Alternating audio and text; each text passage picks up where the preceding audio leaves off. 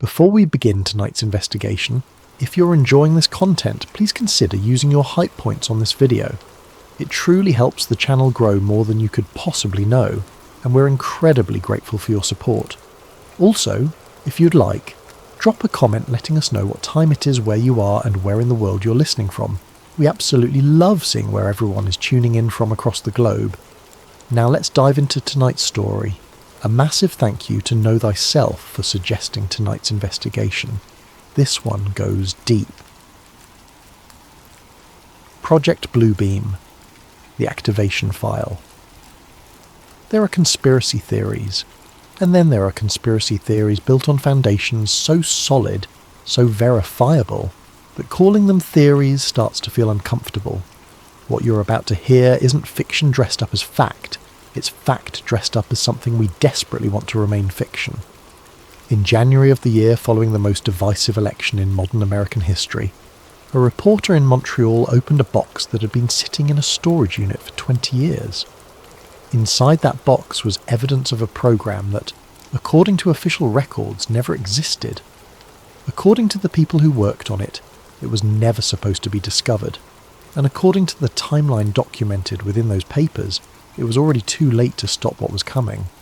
This is the story of Project Bluebeam, not the internet legend, not the wild speculation, the documented version, the one with names, dates, programs and technology that all check out when you start pulling the threads, the one that makes you wonder why we were ever allowed to know about it at all. Part 1. The file that shouldn't exist. Daniel Rousseau wasn't looking for a conspiracy when he inherited the box. He was a local news reporter for a small independent paper in Montreal, the kind of journalist who covered city council meetings and restaurant openings. At 38 years old, he'd long ago abandoned the idealistic dreams of investigative journalism that had driven him in his 20s. He paid his bills, wrote his assigned stories, and went home to his apartment overlooking Rue Saint-Denis. His Aunt Claire had passed away in late December, just after Christmas. She'd been his favourite relative growing up, a librarian with an endless curiosity about the world and a habit of collecting things. Books, mostly, but also letters, documents, photographs. Her apartment had been a museum of other people's lives, carefully catalogued and preserved. The estate lawyer had called Daniel on a cold January morning. Most of Claire's possessions were being donated or divided among other family members, but there was one item she'd specifically left to him in her will, a locked metal container that she'd been storing for a colleague who died 2 decades earlier. The will stipulated that the box was to be opened only by Daniel, and only after her death. Daniel picked up the box on a Tuesday afternoon. It was heavier than he expected, roughly the size of a small filing cabinet, made of grey steel with a combination lock that had rusted at the edges. The lawyer handed him an envelope containing the combination written in his aunt's precise handwriting. He brought it home in the back of his car, struggling to carry it up 3 flights of stairs to his apartment. He set it on his kitchen table and stared at it for a long time before opening the envelope. The combination was simple, 4 numbers, each representing a year. He spun the dial carefully, feeling the mechanism click into place. When he lifted the lid, the smell of old paper and dust filled his small kitchen. Inside were documents, stacks of them. But these weren't the personal letters or family records he'd expected. These were official documents, NASA internal memos on official letterhead, photocopied budget reports with classification stamps, technical diagrams covered in handwritten notes, dates ranging from the beginning of the final decade of the Cold War through the middle of the 90s, and sitting on top of everything else, carefully wrapped in plastic, was a VHS tape in a faded case with a single label written in black marker. Bluebeam, Phase 3. Daniel's hands trembled slightly as he picked up the tape. The plastic case was yellowed with age, the label faded but still legible. Underneath the title, someone had written a date in smaller script. June of the year before the bicentennial of American independence, 27 years ago. He set the tape aside and began removing the documents. spreading them across his kitchen table in careful piles. Manila folders, some stamped with official-looking headers, loose pages covered in technical jargon, photographs of equipment he didn't recognise, and throughout everything, names he did recognise.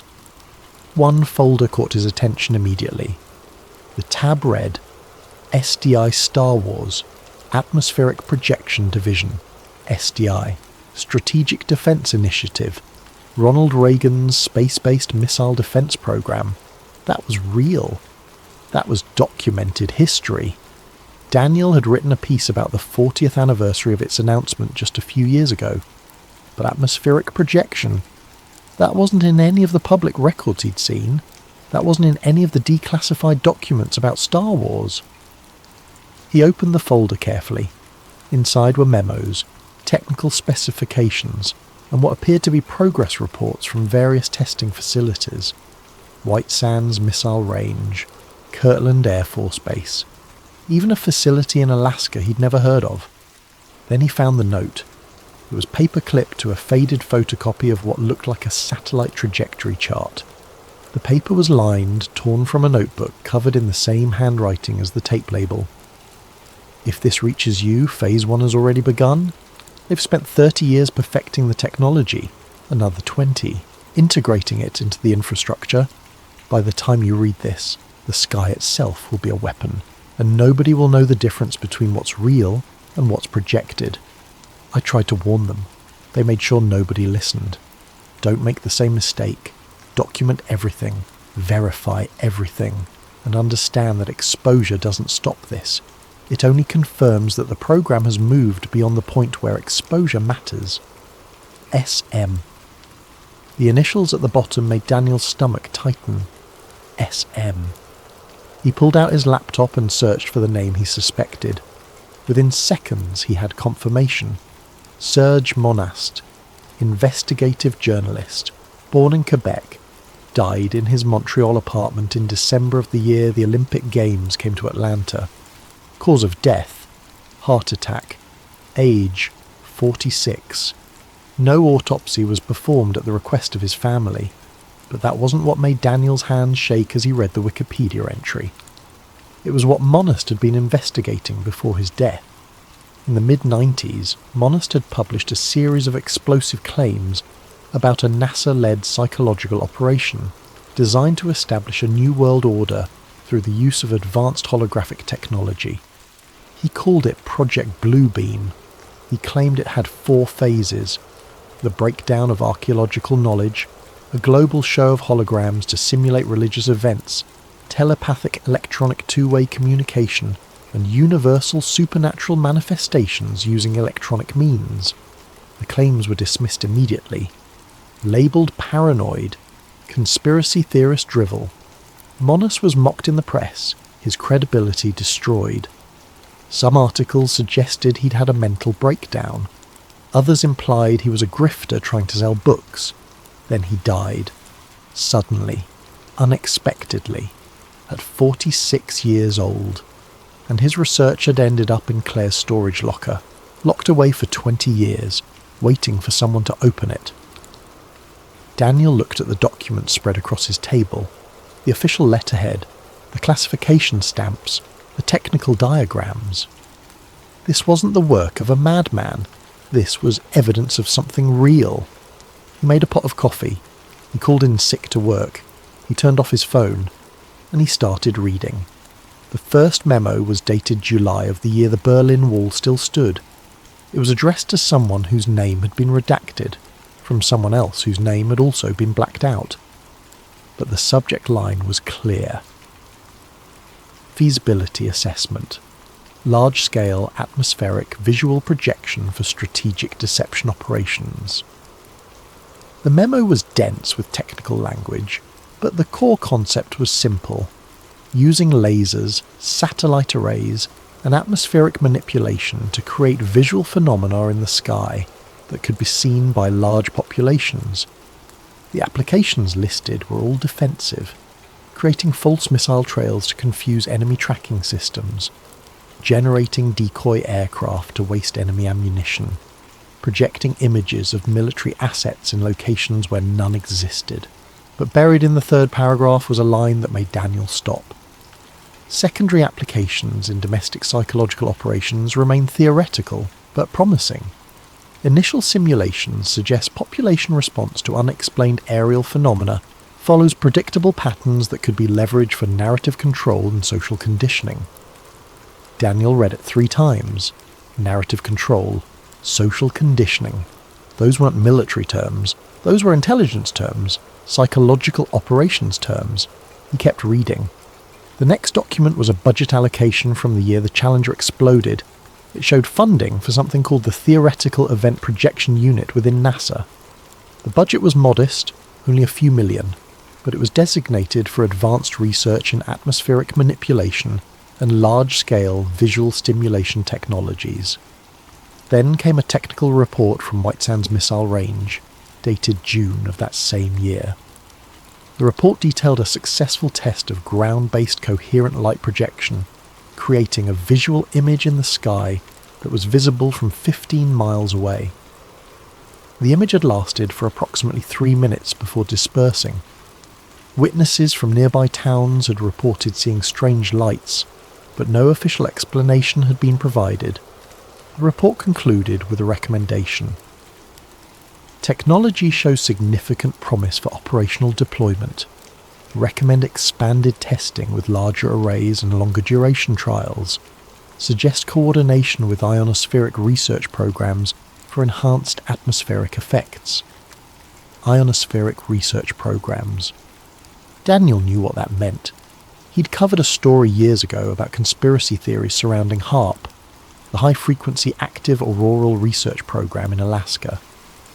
The official story was that HAARP studied the ionosphere for radio communications and surveillance purposes. The conspiracy theories claimed it was being used for weather control and mine manipulation. He pulled out his phone and searched for HAARP's founding date. Construction began in the early 90s. The facility became operational in the year Nirvana's lead singer died. The timing matched. Daniel found another document, this one from the year the Soviet Union dissolved. It was a memo discussing the involvement of outside consultants in the atmospheric projection research. 2 names were listed, Arthur C. Clarke, Richard Garwin. Daniel's heart rate increased. Those weren't random names. Those were giants in their fields. Arthur C. Clarke was one of the most famous science fiction authors of the 20th century, but he was also a legitimate scientist who'd predicted satellite communications decades before they became reality. He'd consulted with NASA and various government agencies throughout his career. Richard Garwin was a physicist who'd worked on the Manhattan Project and had been instrumental in developing laser weapons research for the military. He was one of the most respected scientists in defense circles. If these men had been involved, this wasn't some fringe pseudoscience project. This was serious research backed by serious people. Daniel kept digging through the files. He found technical specifications for satellite arrays capable of creating coordinated light patterns across multiple continents. He found psychological assessment reports analysing how different populations reacted to unexplained phenomena. He found test schedules and location coordinates and expected outcomes. And then he found the video log. It was a photocopy of a handwritten list, dated June of the year before the bicentennial. The heading read, Phase 3, Visual Documentation. Daniel looked at the VHS tape sitting on his counter. 24 minutes of footage, evidence of tests that were never publicly acknowledged. Proof that the technology Monast had warned about wasn't theoretical. It was real. It had been real for 30 years. He needed a VHS player. Those were hard to find in the modern age, but Daniel knew a local electronics shop that specialised in vintage equipment. He grabbed the tape in his jacket and headed out into the winter cold. The streets of Montreal were quiet, snow falling in soft flakes that melted on the sidewalk. Daniel walked quickly, his mind racing. If everything in these documents was real, if the test had actually happened, then what else had Monast been right about? The electronics shop was run by an older man named Bernard. who specialised in converting old media to digital formats. Daniel had interviewed him once for a piece about obsolete technology. "I need this digitised," Daniel said, placing the tape on the counter. "How fast can you do it?" Bernard picked up the tape, examining it carefully. VHS in decent condition. Shouldn't take more than an hour. You want it on a thumb drive? Please. And Bernard, this is important. Can you make sure nobody else sees this? Nobody makes a copy. Bernard raised an eyebrow but nodded. "I'll do it myself. Go get coffee. Come back in an hour." Daniel spent the next 60 minutes in a nearby cafe, staring at his laptop screen without really seeing it. His hands shook slightly every time he reached for his coffee cup. He kept thinking about Monast, about a 46-year-old man dying suddenly, just weeks after publishing his findings. About research that disappeared into storage for 2 decades. When he returned to the shop, Bernard handed him a thumb drive without comment. "Interesting footage," was all he said. Daniel thanked him and left quickly. He went straight home, locked his door, closed his blinds and plugged the drive into his laptop. The video began with static, then cleared to show a simple title card. Project Bluebeam Phase 3 Documentation Restricted Access. Then the static again, and then footage. The first segment showed what appeared to be a desert testing facility at night. White sands, according to the timestamp. The camera was positioned on some kind of elevated platform pointing at the sky. For a few seconds nothing happened. Then, slowly, a point of light appeared in the darkness. It grew, expanded, took shape. Within 30 seconds there was a clearly defined object in the sky, glowing with a blue-white light. It looked like a classic flying saucer, complete with a domed top and rotating lights around its perimeter. It wasn't real. Daniel could see the slight shimmer in the air around it, the way the edges weren't quite solid. But from a distance, to an untrained observer, it would have been convincing. Very convincing. The object hovered for approximately 2 minutes, then slowly faded away. The next segment showed similar tests, each one more sophisticated than the last. Lights forming complex geometric patterns, shapes that appeared and disappeared. At one point, what looked like an enormous angel with spreading wings filled the frame, hovering over what the timestamp indicated was a test facility in Alaska. Daniel watched the entire 24 minutes without pausing. When it ended, he sat in silence for a long time. This was real. The technology existed. The tests had happened. Monast had been telling the truth. But if this was Phase 3, documented 27 years ago, what phase were they on now? And more importantly, why had this evidence survived at all? Why had it been allowed to sit in a storage locker for 2 decades, waiting to be found?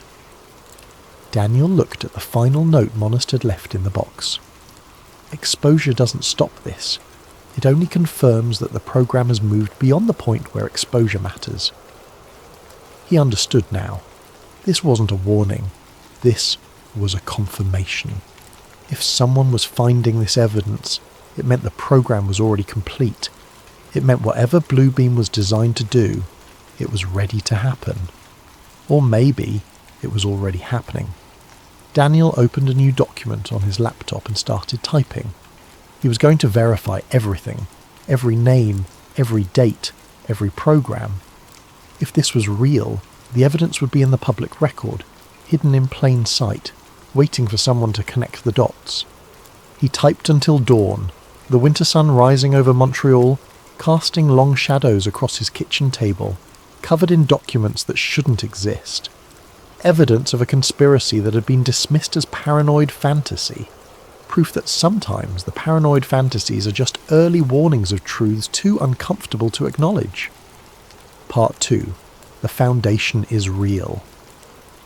The first thing Daniel did was verify everything he could. If this was a hoax, it would fall apart quickly. Conspiracy theories always do when you check the dates and names against historical records. The real world doesn't cooperate with elaborate fictions. Details don't match up. timelines contradict each other. People who supposedly work together turn out to have never met. But these documents didn't fall apart. The more Daniel checked, the more solid they became. The timeline in Monast's files began in the summer of the year Psycho premiered in theatres, when NASA was officially founded as a civilian space agency. Daniel pulled up the National Aeronautics and Space Act, signed into law that July, creating NASA from the remnants of earlier military and civilian programs. On the surface, the whole operation was about beating the Soviets to the moon, about winning the space race, about demonstrating American technological superiority. But the memos in Daniel's possession suggested that from the very beginning, a subset of NASA engineers were tasked with something else entirely, something that had nothing to do with rockets or satellites or space exploration in the traditional sense. One memo, dated October of the year the Outer Space Treaty was signed, referenced a meeting between NASA officials and military intelligence officers about the potential use of high-orbit satellites for what the document called visual disruption and mass perception alteration. The meeting took place only months after the treaty banning weapons in space went into effect. The irony wasn't lost on Daniel. They were discussing how to weaponize space while signing treaties promising not to. The language in the memo was careful, clinical, full of the kind of bureaucratic, passive voice that makes atrocities sound like paperwork, but the intent was clear. Preliminary assessments indicate that space-based optical systems, when coordinated with ground-based projection arrays, could generate atmospheric phenomena visible to large population centres. Applications include strategic deception, enemy resource diversion, and domestic population response modelling. Domestic population response modelling. Daniel had been a journalist long enough to know what that meant. It meant figuring out how to manipulate civilian populations. It meant psychological operations aimed at American citizens. He cross-referenced the memo's date with public NASA activities from that period. October of the year the treaty was signed, NASA was publicly focused on the Apollo program. The first manned mission to orbit the moon was still a year away. The agency was consumed with beating the Soviets, with proving that America could dominate space. But apparently some engineers were thinking about something else, about how the sky itself could become a tool. Daniel kept reading through the chronology. The next major document was dated the year Ronald Reagan was shot.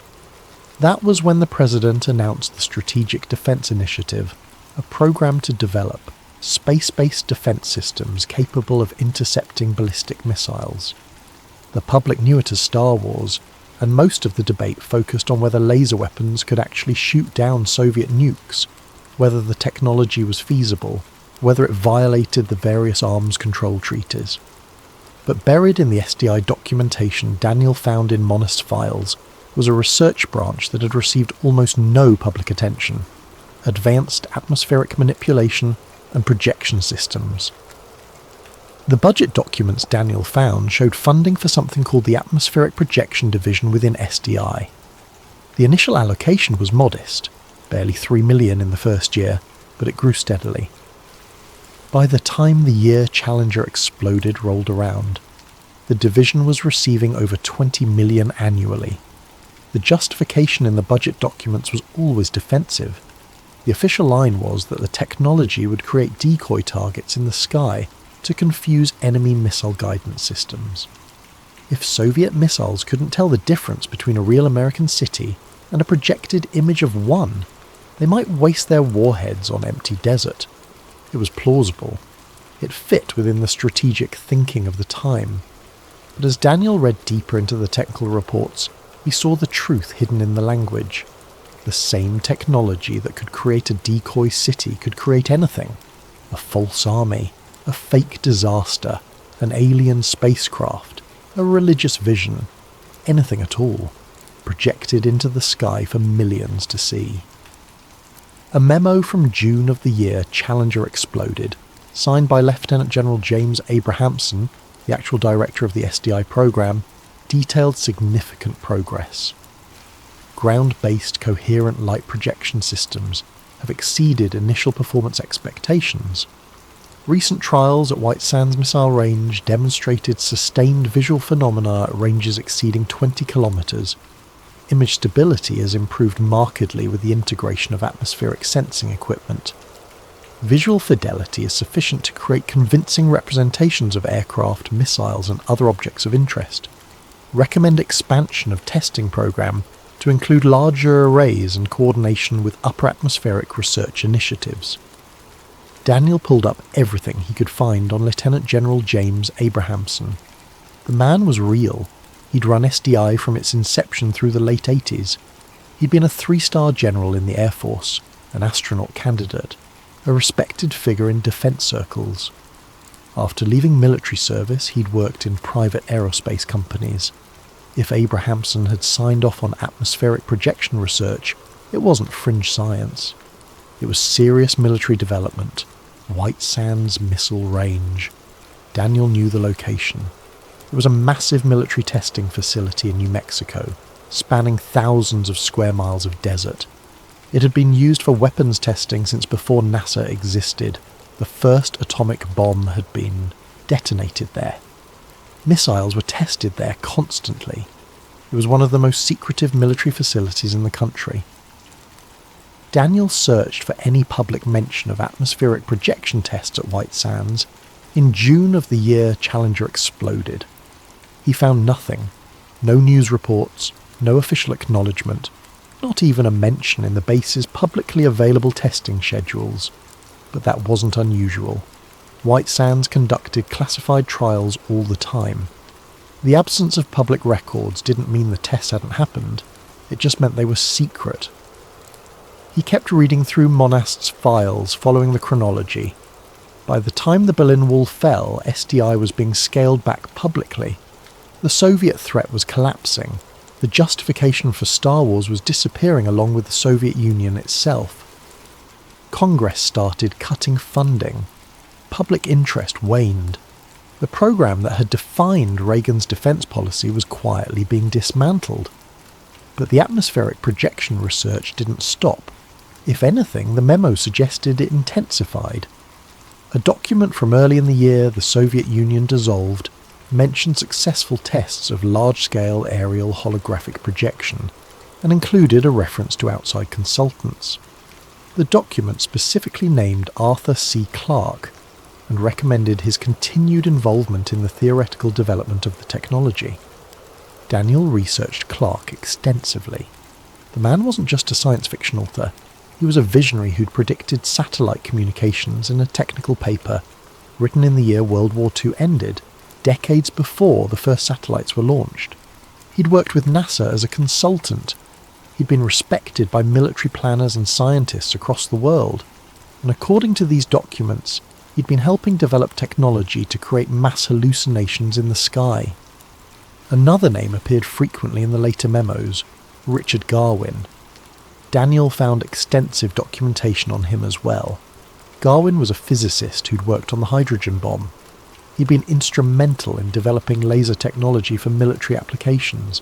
He'd consulted on missile defense, nuclear weapons policy, and classified programs most people had never heard of. The memo discussing Garwin's involvement was specific.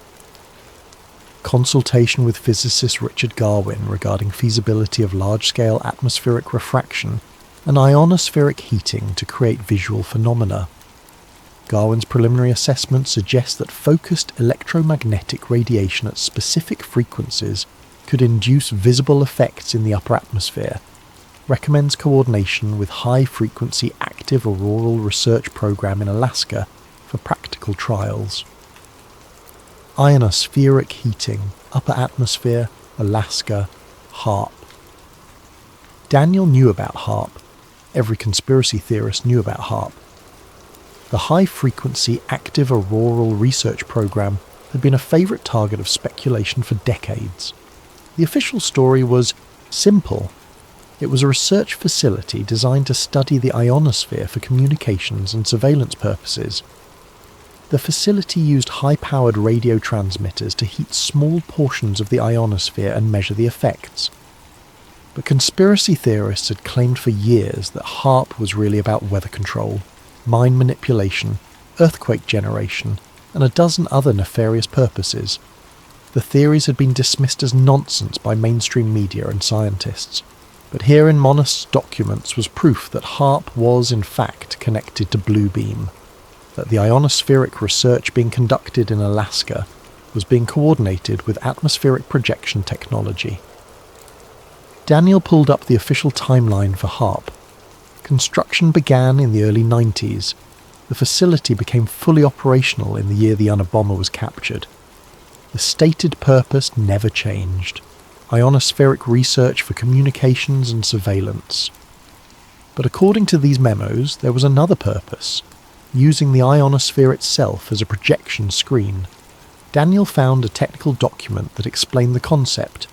The ionosphere, the upper layer of Earth's atmosphere, could be manipulated by powerful radio transmissions.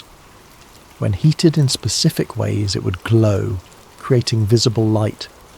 By coordinating multiple transmission sources, patterns could be created: images, shapes, objects that would appear to be floating in the sky but were actually just excited particles in the upper atmosphere. It was brilliant and terrifying. Because if you could make the ionosphere glow in controlled patterns, you could create almost anything. With enough coordination and enough power, you could fill the sky with images visible across entire continents. Then Daniel found the memo that made his hands shake. It was dated March of the year Kurt Cobain died. The author's name had been redacted, but the subject line was clear: Civilian Response Trial, Phoenix Metropolitan Area. The memo was brief. Per previous authorization, large-scale atmospheric projection trial scheduled for March of next year. Location: Phoenix, Arizona. Population approximately 2 million. Expected weather conditions: clear skies, minimal cloud cover. Projection array: coordinated ground-based and satellite systems. Target visual: large triangular formation moving at subsonic speeds. Expected result: mass sighting event with multiple independent witnesses and media coverage. Objective: assess civilian response patterns, media amplification factors, and official explanation acceptance rates. Daniel stopped breathing for a moment. Phoenix, March of the year after this memo. He knew exactly what that meant. He opened a new browser window and searched. Phoenix lights. The results filled his screen. March of the year the Hale-Bopp comet was visible, specifically the 13th day of that month. Thousands of people across Arizona reported seeing a massive V-shaped object in the sky, silent and enormous, drifting slowly over the city. The object was described as being massive, possibly larger than any aircraft ever built. Witnesses included pilots, police officers, government officials. Hundreds of videos were taken. The governor of Arizona initially mocked the incident, then years later admitted he'd seen it too and couldn't explain it. It became one of the most famous mass UFO sightings in history. Books were written about it. Television shows investigated it. Researchers spent decades trying to understand what thousands of people had seen that night.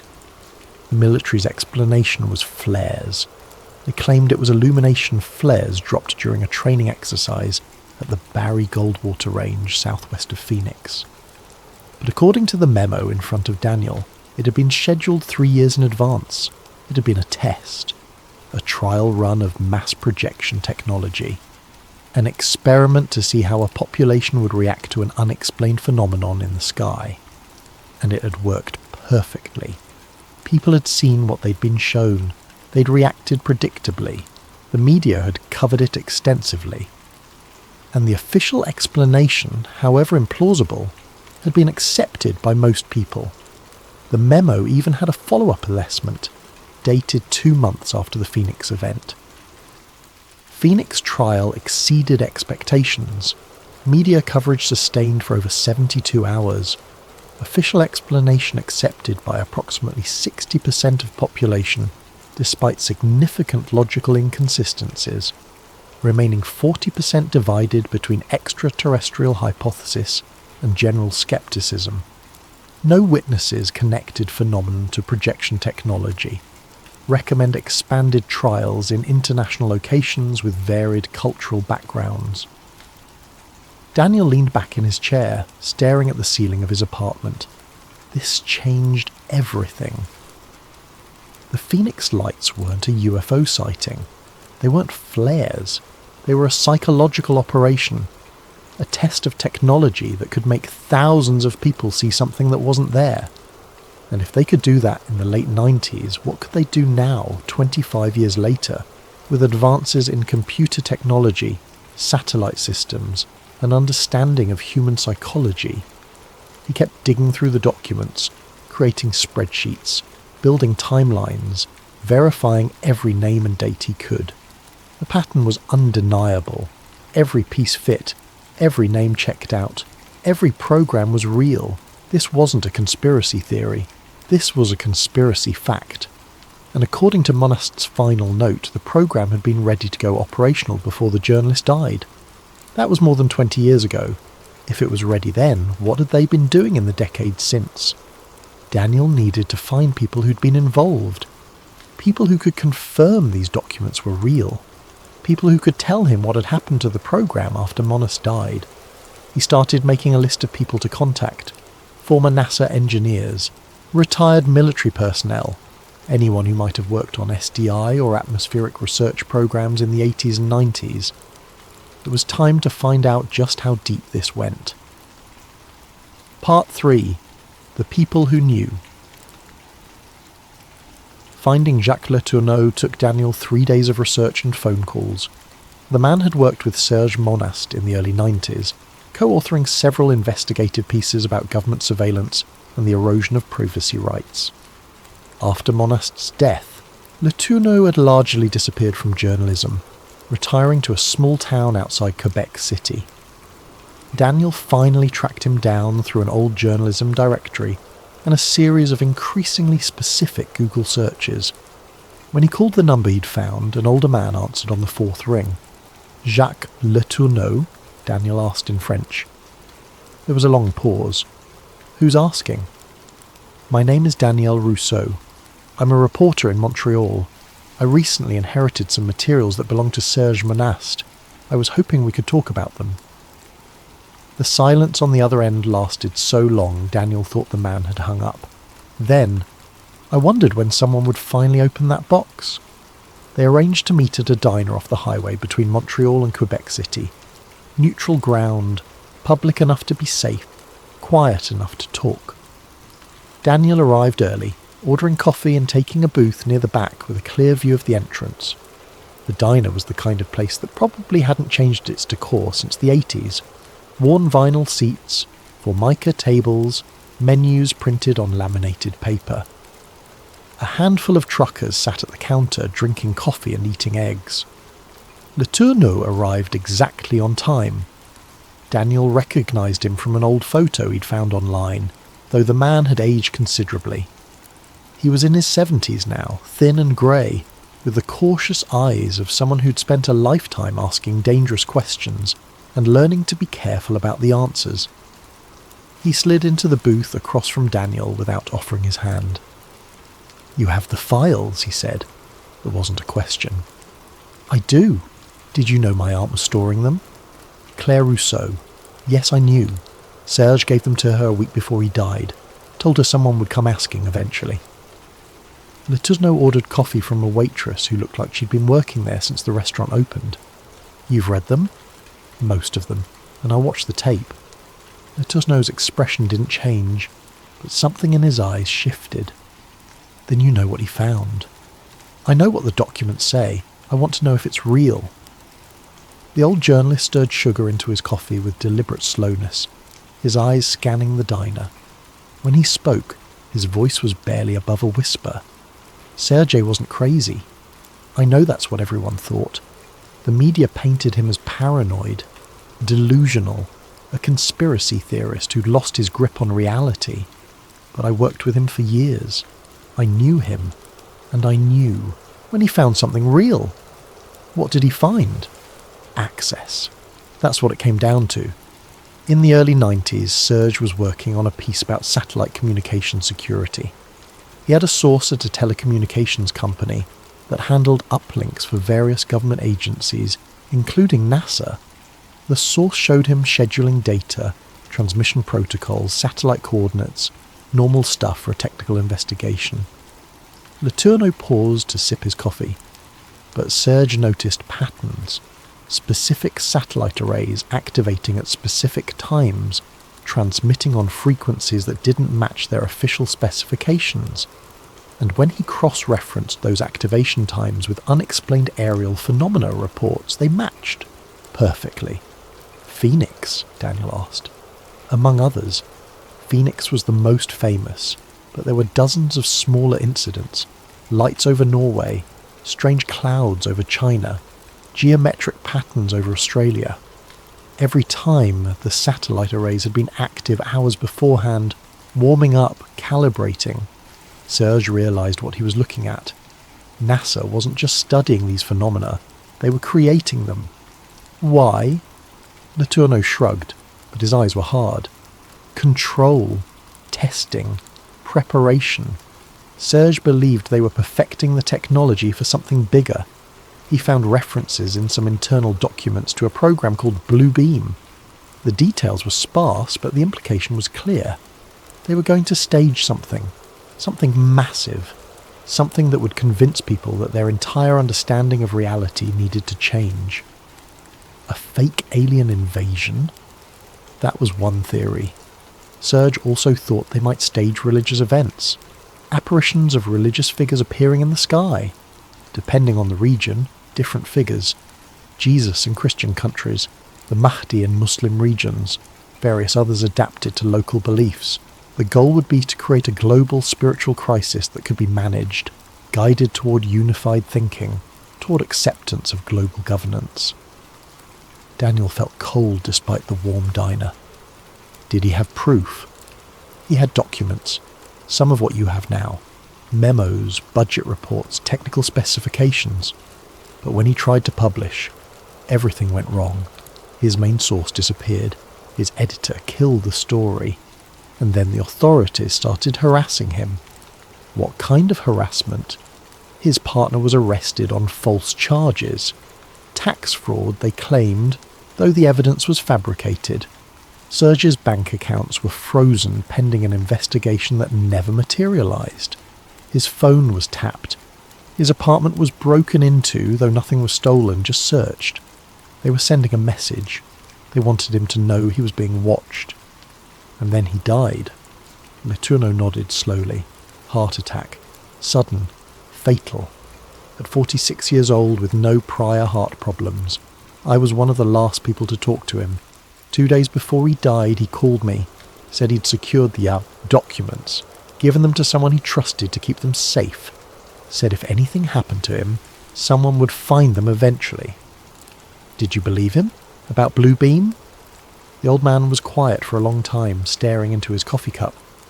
At first, I thought he was paranoid, reading too much into coincidences, connecting dots that weren't really there. But after he died, I started looking into it myself, quietly, carefully. And you know what I found? What? Everything checked out. The programs were real. The technology existed. The test had happened. Every verifiable claim Serge made was accurate.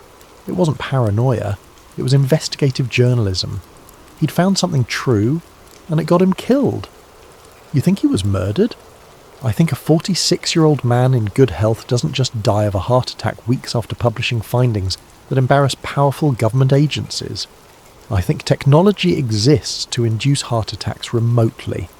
I think Serge knew too much and wouldn't stop talking about it. Draw your own conclusions. Daniel pulled out his laptop and showed Letourneau some of the documents he'd scanned. The old journalist examined them carefully, his expression growing more troubled with each page. "These are the originals," he said finally. "I recognise some of them. Serge showed them to me before everything fell apart." He looked up at Daniel. "You need to be very careful with these. The people behind this program, they're still out there. They're still active. And if they think you're becoming a problem, I'm a local news reporter. I write about city council meetings. Who's going to pay attention to me? That's what Serge thought, right up until they destroyed his life. Letourneau leaned across the table. Listen to me. If you're going to pursue this, do it smart. Verify everything independently. Build redundancies. Make sure the information exists in multiple places. And understand that publishing might not stop anything. It might just confirm that you found something real. Mona said the same thing in his note. That exposure doesn't stop the program. Because by the time you find evidence, the program has already moved beyond the point where exposure matters. They're confident enough to let the evidence exist. That should tell you something. They talked for another hour. Letourneau provided names of other people who might be willing to talk. Former colleagues of Monast, researchers who'd looked into similar phenomena, people who'd worked in aerospace or defence and had seen things that didn't quite add up. When they finally parted, Letourneau grasped Daniel's arm at the door. "One more thing," he said quietly. "Serge died in December, right before Christmas. The same week his partner was arrested. The same week his bank accounts were frozen. They timed it deliberately. Maximum disruption during the holidays when everyone's distracted. If you start feeling pressure, if authorities suddenly take an interest in your taxes or your personal life, get somewhere public and stay there." Daniel drove back to Montreal with his hands tight on the steering wheel, Letourneau's warnings echoing in his mind. The next interview was harder to arrange. The retired NASA engineer wouldn't give his name and refused to meet in person. They settled on a phone call through an encrypted messaging app, with the engineer calling from what he claimed was a prepaid phone that couldn't be traced. "I can't tell you much," the man said when the call connected. His voice was distorted, either naturally or through some kind of filter. "But I can tell you the atmospheric projection division was real. It wasn't a big program, maybe 20 people at its peak, but the technology worked." "How well did it work?" "Well enough. We could create images in the sky using intersecting laser arrays and ionospheric manipulation. Nothing huge at first, nothing solid, but enough to make people look up and wonder. By the time I left the program in the year Lewinsky's scandal dominated the news, we could project convincing representations of aircraft, geometric shapes, even crude moving images. Range was limited to maybe 50 kilometers, but the fidelity was improving constantly. What was it for? Officially, decoys, missile defense, creating false targets to waste enemy resources. But we all knew it could be used for other things. Psychological operations, mass deception, making people see things that weren't there, making them question what was real. "Why did you leave?" The engineer was quiet for a moment. "Because I realised where it was heading. We started getting requirements that didn't make sense for missile defence. Requests to develop systems that could create humanoid figures, religious symbols, things that looked organic rather than mechanical. That's when I knew this wasn't about defence anymore. It was about something else, something I didn't want to be part of." "What happened to the program after you left?" "I don't know for certain, but I kept track of funding through people I stayed in contact with. After SDI was officially ended, the atmospheric projection research went deep black. Classified above top secret. Budgets became impossible to track, but the money was still flowing. That tells you the program didn't stop. It just went invisible." "Do you think it's still active?" "I think technology like that doesn't just disappear. I think it gets better. I think whatever they were developing in the 90s, they've perfected by now. And I think if they ever decide to use it at full scale..." The engineer trailed off. "What?" "Most people won't be able to tell the difference between what's real and what's projected. That's the whole point. That's what we were building toward. A system so sophisticated, so convincing, that consensus reality itself becomes negotiable." The call ended shortly after. Daniel sat in his apartment staring at his notes. The third interview came through an unexpected channel. Daniel had reached out to several retired Air Force personnel who'd been stationed at classified research facilities in the 90s. Most didn't respond. A few sent brief replies saying they couldn't help. But one, a former intelligence linguist who'd worked at Kirtland Air Force Base in New Mexico, agreed to communicate through encrypted messages. The linguist refused to provide even basic identifying information, using only a randomly generated username. But the details in the messages suggested genuine insider knowledge. I worked signals intelligence at Kirtland from the year the first Gulf War started, through the year the Monica Lewinsky story broke. My job was translating intercepted communications related to foreign military research programs. Specifically, we were tracking Soviet and Chinese attempts to develop atmospheric manipulation technologies similar to what we were working on. Daniel typed back. So other countries were developing this too? Absolutely. The Soviets had a program called Project Aurora that was focused on creating visual phenomena in the sky. The Chinese had something similar, but we were ahead. By the mid-90s we had functional systems. I saw the test footage. Not just static images, but moving objects. Things that looked like aircraft, but weren't there. Shapes that appeared solid, but were just light and excited particles. How convincing was it? Very. We would run tests and then intercept the local radio traffic. Phone calls from people reporting strange lights. They couldn't tell it was artificial. To them, it was just unexplained phenomena. We even had a few instances where local news picked up the stories. Of course, official explanations were always provided. Weather balloons, atmospheric conditions, military exercises, whatever would make people stop asking questions. What happened to the program after the Cold War ended? It evolved. That's the thing people don't understand. When the Soviet Union collapsed, the justification for these programs didn't disappear. It just changed.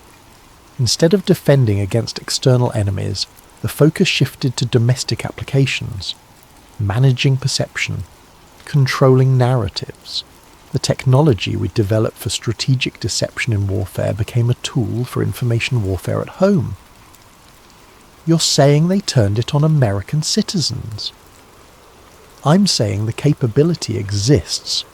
Whether it's been deployed at scale, I can't confirm, but I can tell you that by the time I left the service, there was extensive discussion about using these systems for what they called narrative reinforcement operations, creating visual phenomena that would support specific policy goals or diplomatic initiatives, like staging a crisis, or staging a solution. Imagine if a major international problem was emerging, something that required unprecedented cooperation or changes to existing power structures. Now imagine if a visual phenomenon appeared in the sky, something that seemed to confirm the narrative being pushed by authorities, something that made people more willing to accept radical changes because they'd seen evidence with their own eyes. That's terrifying. That's the world we live in. The technology exists, the infrastructure is in place. The only question is whether anyone has the will to activate it at full scale. The messages continued over several days. The linguist provided technical details about the systems, described organizational structures, confirmed names and programs that appeared in Monaster's documents. Everything lined up. Every piece fit. Daniel compiled all of his interviews into a growing file, cross-referencing testimonies, verifying claims wherever possible. 3 different sources, none of whom knew each other, all confirming the same basic facts. The technology was real. The program had existed since at least the 80s. It had gone black in the 90s and continued developing. The capability to create mass visual phenomena existed and had been tested repeatedly. The only question was whether it had ever been deployed for real, whether any of the unexplained phenomena of the past 30 years had been genuine or manufactured. Daniel started building a timeline of incidents, not just famous cases like Phoenix, but any mass sighting, any unexplained aerial phenomenon, any event that had generated widespread witness reports and media coverage. The pattern that emerged was chilling. Part 4. The Incidents That Match. Daniel spent 2 weeks cross-referencing Monaster's files with documented unexplained phenomena. He created a massive spreadsheet with dates, locations, descriptions, and any correlation with the test schedules and satellite data in the documents. The pattern wasn't immediately obvious. These events were scattered across decades and continents. But when Daniel organised them chronologically and marked the ones that appeared in Monast's files, a clear progression emerged. The earliest reference in the documents was from the year before the new millennium, Norway.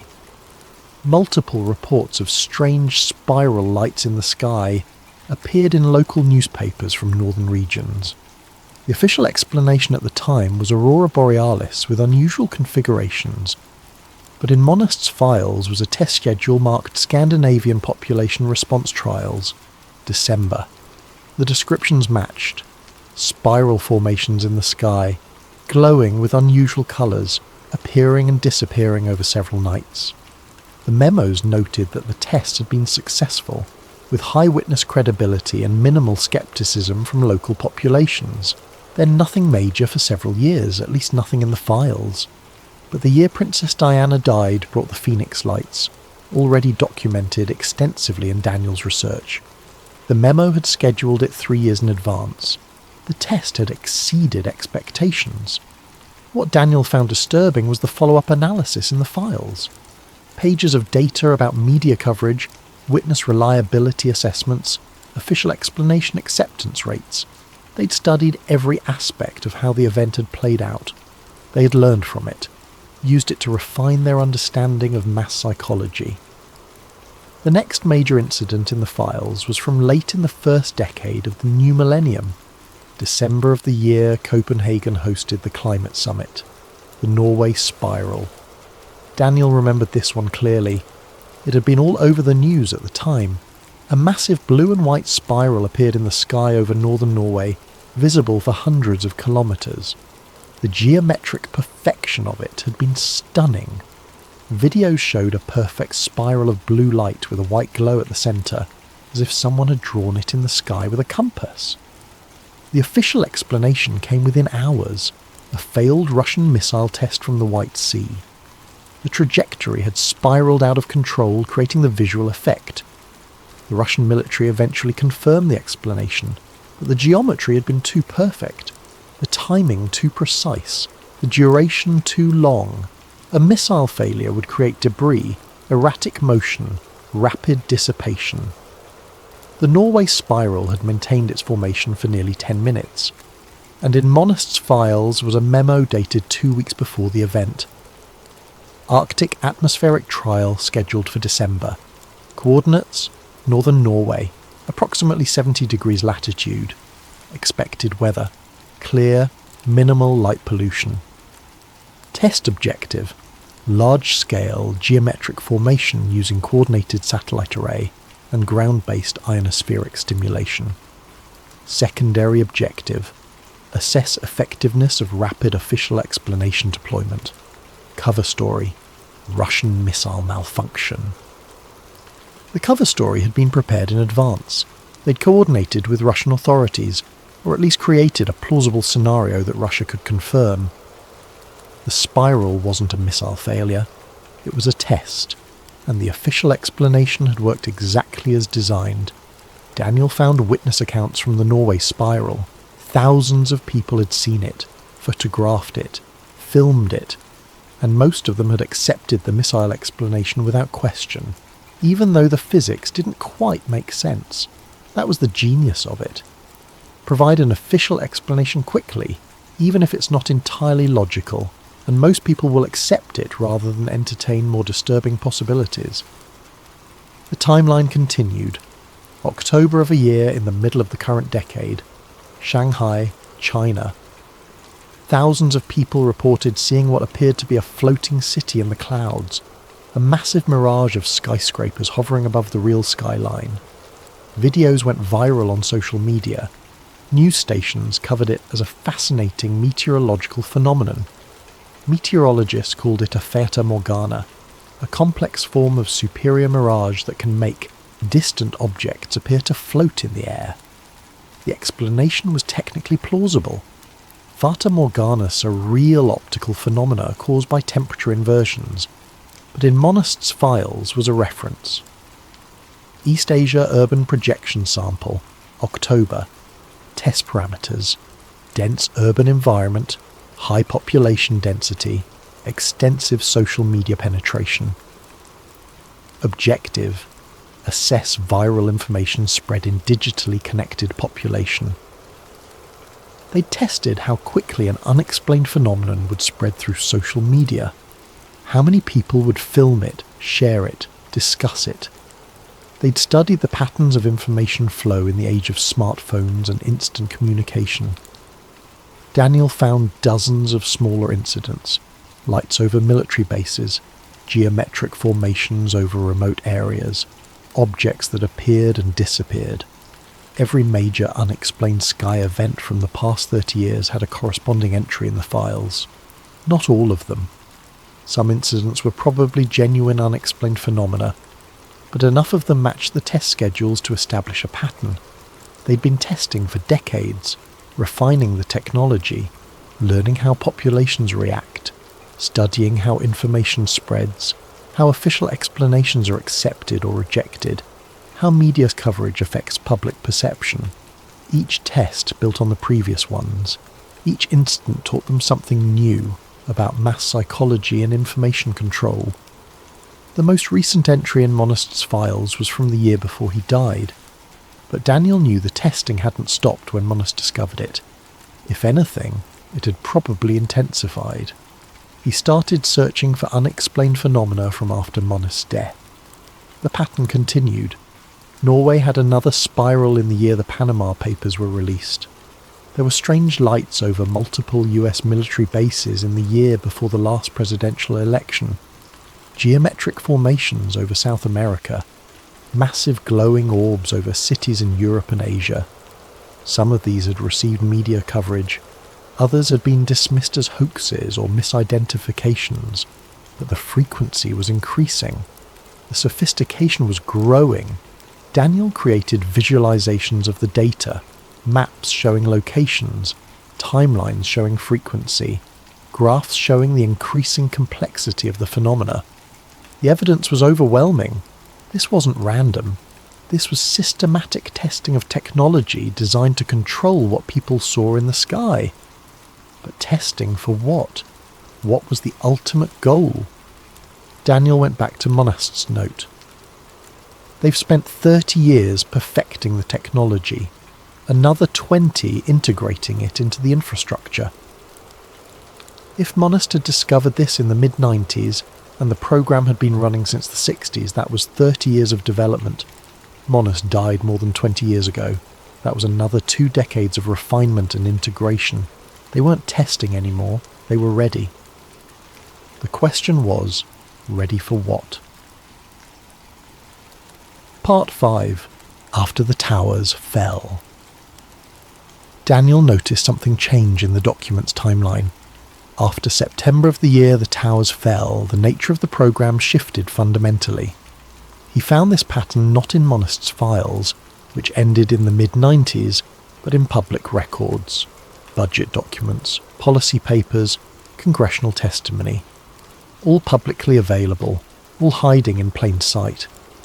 Between the year the towers fell and the middle of the following decade, there was an explosion in funding for psychological operations, electronic warfare, and something the documents called perception management. The Department of Defense budget showed billions allocated to programs with deliberately vague names: strategic communications, information dominance, cognitive security, narrative operations. Daniel pulled up the actual budget documents from those years. They were publicly available through the Freedom of Information Act, though heavily redacted. But even with the redactions, the numbers told a story. In the year before the towers fell, spending on psychological operations across all military branches totaled roughly 300 million. By the year the housing market began to collapse, that number had increased to over 4 billion. The budget line items were scattered across different agencies, different departments, different classification levels. But Daniel tracked them all, compiling a spreadsheet that showed the massive increase in spending on what essentially amounted to domestic information control. It wasn't just military spending. Intelligence agencies received similar increases. The Department of Homeland Security, created in the aftermath of the attacks, had entire divisions dedicated to countering disinformation and information security that were really about shaping public perception of threats and government responses. Then in the year the housing market collapsed, something interesting appeared in the Federal Register. A notice about the creation of something called the National Applications Office. Daniel had never heard of it, so he researched extensively. The NIA was designed to coordinate the use of spy satellites for domestic purposes. The official justification was Homeland Security, disaster response, and border security. Intelligence agencies already had satellites watching the entire planet. Why not use that capability to help domestic agencies? The backlash was immediate. Privacy advocates raised alarms. Congressional committees expressed concerns. The media actually paid attention for once, running stories about Big Brother watching American citizens from space. The NAO was officially shut down before it even became operational. The announcement came within months of its creation. A victory for privacy, the headlines proclaimed.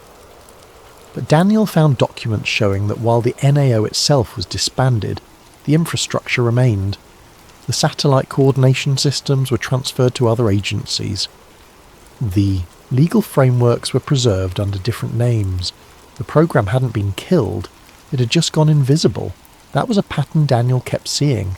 Programs would be announced, face public criticism, get officially ended, but the core capabilities would continue under different names in different agencies. Around the same time, the Defense Advanced Research Projects Agency, DARPA, began launching a series of projects that caught Daniel's attention. DARPA had always been at the cutting edge of military technology. They'd created the internet, GPS, stealth technology, and dozens of other innovations that eventually became civilian products. But in the years following the year the towers fell, their focus shifted towards something different. Brain-computer interfaces, neural manipulation, what they called neurotechnology for national security. Daniel found public documents about these programs. They weren't secret. DARPA published papers about their research. They held conferences. They recruited from universities. One program was called Silent Talk. The goal was to allow soldiers to communicate through thought alone, using neural interfaces that could detect and transmit brain signals. The potential military applications were obvious. Silent communication in combat zones, coordination without radio chatter. But Daniel saw the other implications. If you could detect what someone was thinking and transmit it, you could also potentially send signals back. You could potentially influence thought itself. Another program was called Narrative Networks. The official description was about understanding how narratives and stories shape group behaviour and decision-making. The goal was to develop ways to counter extremist narratives and promote pro-social messaging. But the research went deeper than that. It explored how specific narratives could be crafted to influence large populations, how stories could be deployed strategically to shape public opinion, how psychological triggers could be identified and exploited. Then there was biological control. This program aimed to use electromagnetic stimulation to trigger specific biological responses in the brain. The official goal was treating PTSD and traumatic brain injuries in soldiers, but the underlying technology could theoretically be used to induce specific mental states in targeted individuals. Daniel compiled all of this research. He cross-referenced it with the atmospheric projection technology from Monist's files, and he started to see how everything connected. The holographic projection technology from the 80s and 90s could control what people saw. The neurotechnology research from the 2000s and beyond could influence what people thought and felt. The information control infrastructure established after the towers fell could manage how people interpreted what they saw and felt. Together, it was a complete system for managing human perception at scale. He found an article from the year before the last presidential election. A retired DARPA scientist had written an op-ed piece published in a small tech journal. The article was critical of what the scientist called weaponized psychology in government programs. Daniel tracked down the full piece. One paragraph jumped out. What began as defensive technology has become something else entirely. We told ourselves we were developing tools to counter foreign propaganda, to protect soldiers from psychological warfare, to help citizens distinguish truth from disinformation. But we've built something more powerful and more dangerous. We've created the ability to shape consensus reality itself, to make people see what we want them to see, believe what we want them to believe, feel what we want them to feel. And we've done it all in the name of national security. Daniel tried to contact the scientist. The email bounced back. The phone number was disconnected. A search for the scientist's name revealed that he died 2 years after publishing the article. Heart attack, age 63, another heart attack, another inconvenient death.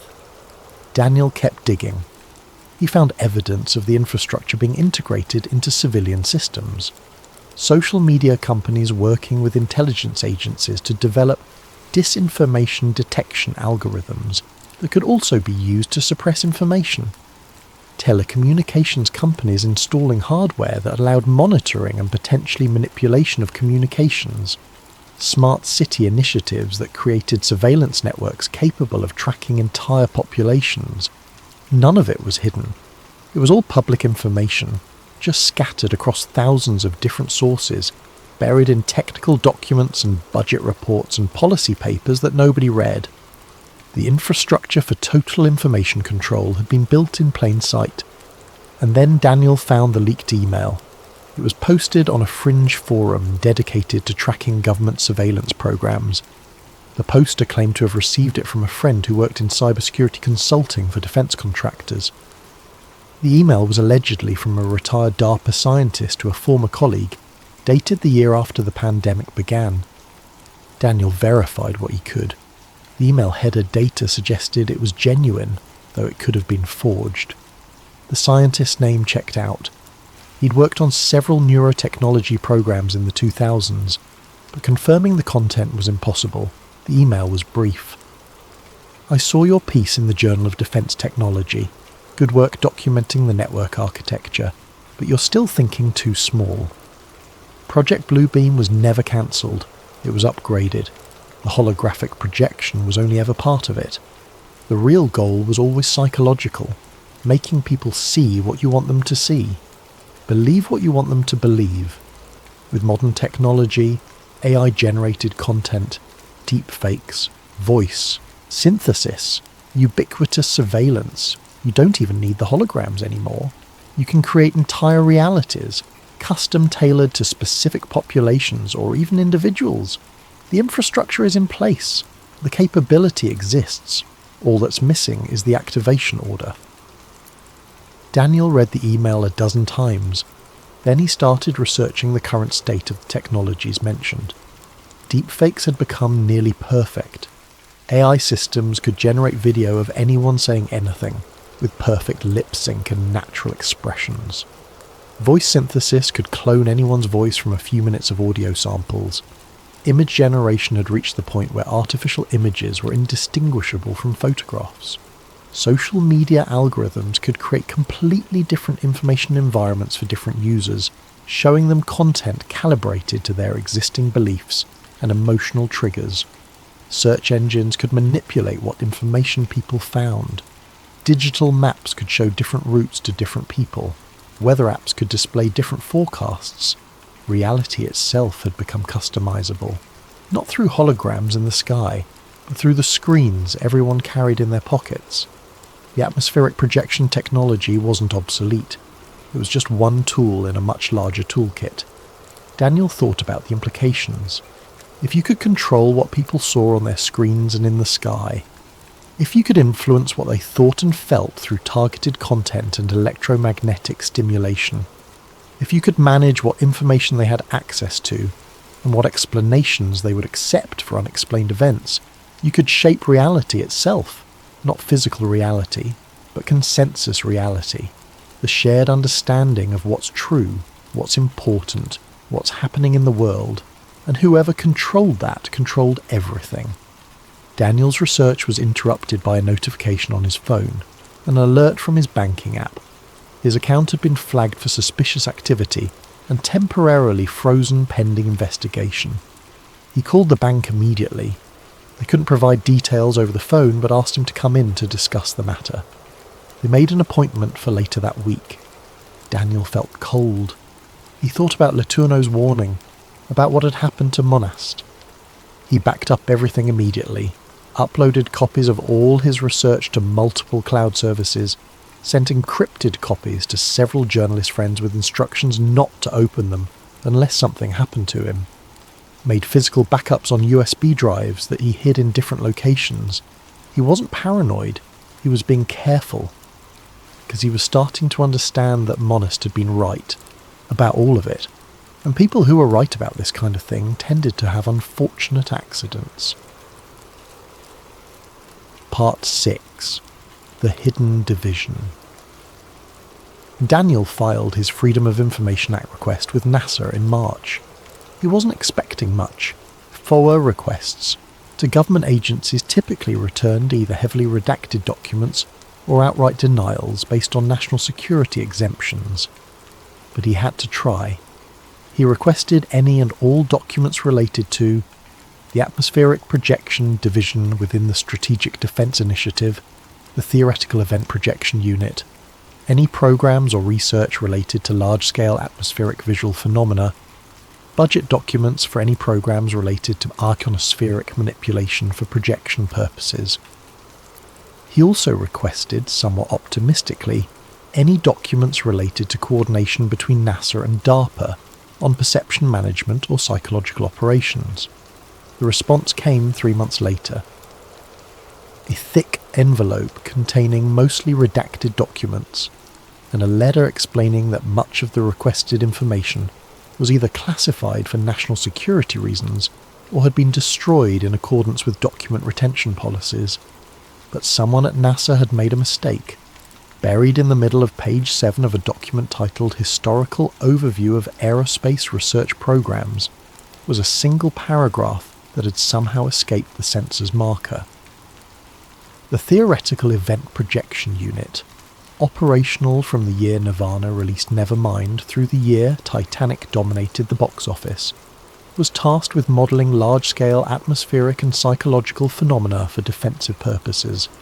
The unit was responsible for analysing potential applications of space-based and ground-based optical systems for strategic deception operations.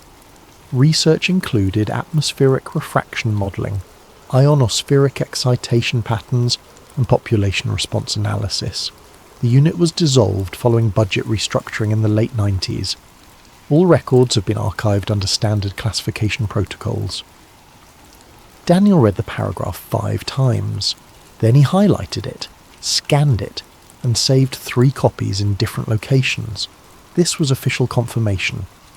The Theoretical Event Projection Unit had existed. It wasn't Monast's paranoid fantasy. It wasn't a misinterpretation of documents. It was real, and NASA had just confirmed it. The timing matched Monast's files perfectly. Operational through the mid-90s, then officially dissolved, right around the time Monast started asking questions. But dissolved didn't mean ended. It just meant reorganised, renamed, moved to a different classification level. Daniel started searching for any other references to the unit in public records. He found breadcrumbs. A budget document from the year Rodney King was beaten, listing funding for a theoretical applications research division within NASA. The budget was small, only a few million, but the description mentioned advanced atmospheric modelling and projection feasibility studies, a personnel transfer record from the year grunge music peaked, showing 3 engineers being reassigned from the Strategic Defense Initiative to a program whose name was redacted but whose administrative code matched the Theoretical Event Projection Unit. A research paper from the year Oklahoma City was bombed, published in an obscure aerospace engineering journal, discussing practical applications of coordinated laser systems for atmospheric visual effects. The author was a physicist who'd worked at White Sands Missile Range. The paper's acknowledgement section thanked several NASA engineers for their consultation. Every piece was small. Every piece could be explained away as coincidence or misinterpretation. But together they painted a clear picture. The research had been real. The unit had existed, and its work had continued even after it was officially dissolved. Then Daniel found the White Sands test report. It was accidentally declassified, part of a batch of documents released under FOIA to a researcher studying missile defense systems. The researcher had posted the entire batch online, thousands of pages of technical reports that almost nobody would ever read. Daniel spent 2 days searching through the files using keywords from Monaster's documents. He found it on page 847 of a folder labelled Atmospheric Testing Protocols. The report was dated July of the year the London Olympics took place. The title was Phase 2 Atmospheric Visual Stimulation Trial Summer Comprehensive Assessment. Phase 2, the report detailed a series of tests conducted over the southwestern United States during early summer. Multiple projection systems had been deployed, both ground-based and coordinated with satellite arrays. The test had achieved unprecedented visual fidelity and duration, with positive civilian response data. They'd been testing on American citizens without their knowledge or consent.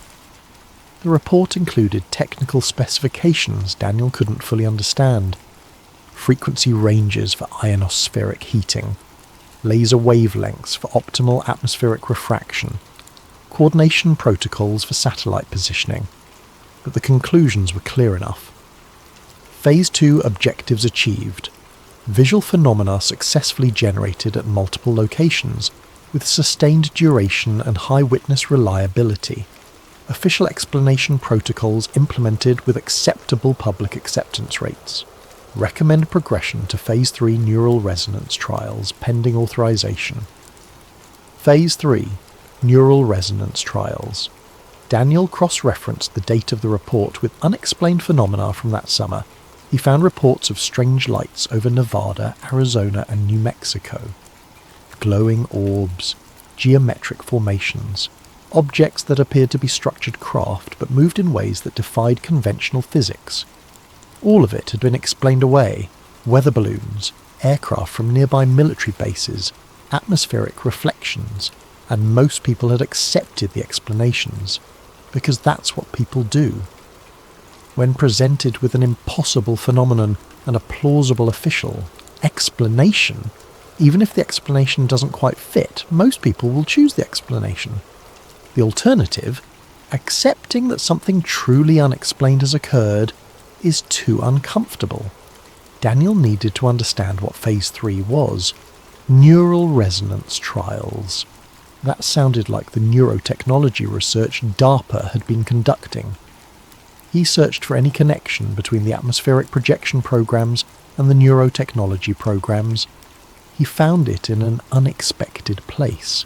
A conference proceedings document from the year after the last presidential election. An academic conference on emerging technologies in defense applications.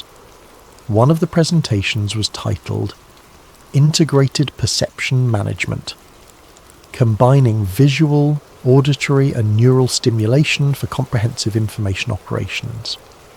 The presenter was a neuroscientist who'd worked on several DARPA brain-computer interface projects. The abstract discussed combining traditional visual deception techniques with directed electromagnetic stimulation of the auditory and sensory cortex. In simpler terms, making people see things that aren't there and hear things that aren't there simultaneously. The voice of God technology Daniel had read about in conspiracy theories. Except it wasn't a theory. It was an academic presentation at a defense technology conference. The implications were staggering. If you could project images in the sky and simultaneously make people hear voices explaining what they were seeing, you could create completely convincing false events. Daniel found more research. Studies on how electromagnetic pulses at specific frequencies could induce feelings of awe, fear, peace, or transcendence. Research on how to trigger religious experiences through neural stimulation. papers on manipulating emotional responses to visual stimuli through targeted electromagnetic fields. All of it was public. All of it was published in academic journals. Nobody was hiding it. They just weren't connecting the dots. Except Monast had connected the dots 25 years ago, and it had gotten him killed. Daniel was starting to understand why the documents had been allowed to survive, why the evidence was still accessible if you knew where to look, because it didn't matter anymore.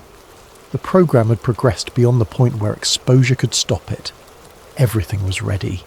The technology existed. The infrastructure was in place. The testing was complete. All that remained was the decision to activate it. And based on everything Daniel had learned, that decision had probably already been made. Part 7. The Whistleblower. Daniel received the encrypted email in April of the year after the last presidential election. The subject line was simple: regarding your Bluebeam research. His first instinct was to delete it. It could be a trap, a way to identify him as someone digging into classified programs. But the sender had included a snippet of text from one of Monast's memos, a specific phrase that wasn't publicly known. Whoever this was, they had access to information Daniel hadn't published. He opened the email. It was brief. I worked on the program you're investigating. I can provide confirmation of what you found and information about what you haven't found yet. This communication is encrypted and routed through multiple proxies. I'll contact you again with meeting details if you're interested. Do not attempt to identify or contact me. If you're serious about exposing this, you'll need to understand what you're really dealing with. The email included a PGP public key for secure communication. Daniel spent a day debating whether to respond. It could be a honeypot, a way to draw him out. But if it was genuine, this could be the confirmation he needed. Direct testimony from someone who'd worked on Bluebeam. He responded with a simple message: I'm interested. The reply came 2 hours later with instructions for a meeting. Public place. Daytime. A coffee shop in Boston. The sender identified himself only as Marcus and said he'd be carrying a specific newspaper. Daniel took a day off work and drove to Boston. He arrived at the coffee shop 30 minutes early, watching the entrance from across the street. He was looking for surveillance, for any sign this was a setup, but he saw nothing unusual, just normal foot traffic, people getting coffee, heading to work. At exactly the agreed time, a man in his 40s entered the coffee shop carrying the specified newspaper. He was well dressed, professional looking. He could have been a lawyer or a businessman. Nothing about him screamed whistleblower or intelligence operative. Daniel waited 5 more minutes, then crossed the street and entered the shop. He ordered coffee and sat down across from the man. Marcus? The man nodded. Daniel, thanks for coming. He folded the newspaper and set it aside. Before we start, you should know I'm taking a significant risk being here. I've taken precautions, but there's always a chance this conversation is being monitored. If that happens, we'll both have problems. Why contact me at all? Because someone needs to tell the truth about this before it's too late, and you're already far enough in that you might actually believe what I'm going to tell you. Marcus pulled out a tablet and showed Daniel a document. It appeared official, marked with classification headers and date stamps that looked legitimate. I worked for Raytheon for 15 years, Marcus said, keeping his voice low. Advanced weapon systems mostly, but for the last 5 years before I left, I was on a project that interfaced with what you know as Bluebeam. We weren't developing the core technology. We were integrating it into broader systems, making it operational. What does that mean? It means Bluebeam isn't one program. It's dozens of programs under different names, different classifications, different agencies. The atmospheric projection is just one component. There's the neurotechnology aspect, the information control infrastructure, the AI-driven narrative generation, the communications disruption capabilities, all of it designed to work together.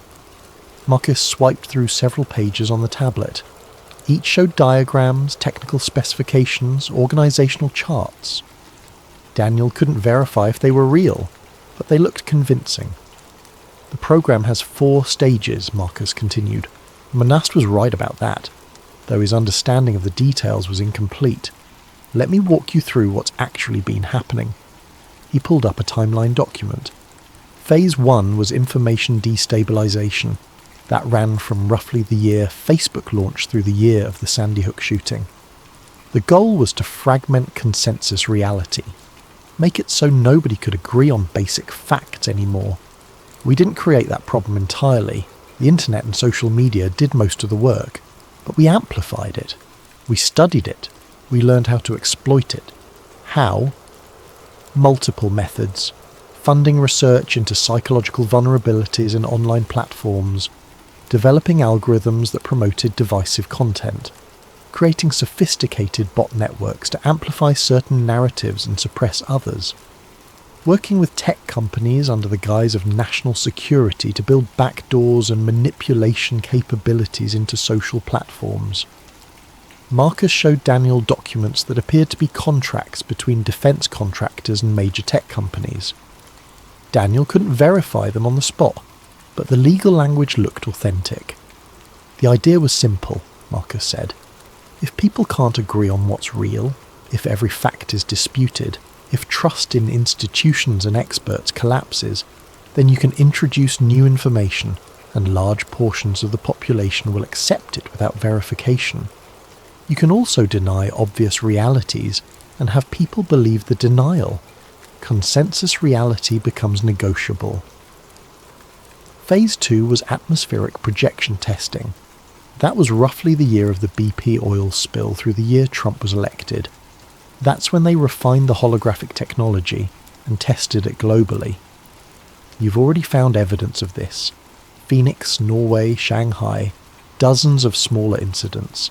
Each one was a calibration, learning how people react, how information spreads, what official explanations work, what happens when no explanation is provided. Daniel thought about his timeline of unexplained phenomena, every major incident from those years. The key finding from Phase 2, Marcus continued, was that the projections themselves were almost irrelevant. What mattered was the response. People would see something unexplained, and immediately they'd turn to their phones, to social media, to news sources, to authorities for an explanation. The phenomenon wasn't the weapon. The response to the phenomenon was the weapon. You could control the response. You could control what people believed about what they'd seen. Phase 3 started the year after Trump was elected. That's the neural resonance experiments, voice of God technology, using electromagnetic frequencies to induce auditory hallucinations and specific emotional states. Daniel felt cold. That's real? Completely real. DARPA's been working on it for over 20 years. The basic technology for inducing sound perception through electromagnetic stimulation was proven in the 80s. By the 2000s, it could be targeted with precision. By the time I left Raytheon, we could make a targeted individual hear voices, commands, warnings, anything, and we could induce emotional states to go with it. Fear, awe, peace, transcendence. How does it work? Without getting too technical, focused microwave pulses can stimulate the auditory cortex directly. The target hears sound that isn't there, sound that only they can hear. Combine that with visual projection technology, and you can create a complete sensory experience. People see something in the sky and hear voices explaining what it is, telling them what it means, what they should do. Marcus showed Daniel more documents, research papers, test results, equipment specifications. The scary part is how well it works. In controlled trials, subjects couldn't distinguish between real sounds and induced sounds. They'd hear commands or warnings, and they'd respond as if the source was external and legitimate. Their brains couldn't tell the difference. That's terrifying. It gets worse. The technology can be deployed from various platforms, ground-based antenna arrays, aircraft, satellites, and it can be targeted precisely. You can make one person hear something while people standing next to them hear nothing, or you can broadcast to entire areas, creating mass auditory experiences. Have they used it on populations? Marcus was quiet for a moment. I can't confirm specific operations, but I can tell you the capability exists and has been tested extensively. And I can tell you that several unexplained mass auditory experiences in the past decade match the signature of this technology. He pulled up another document. Phase 4 is the coordinated global event. This is where everything comes together.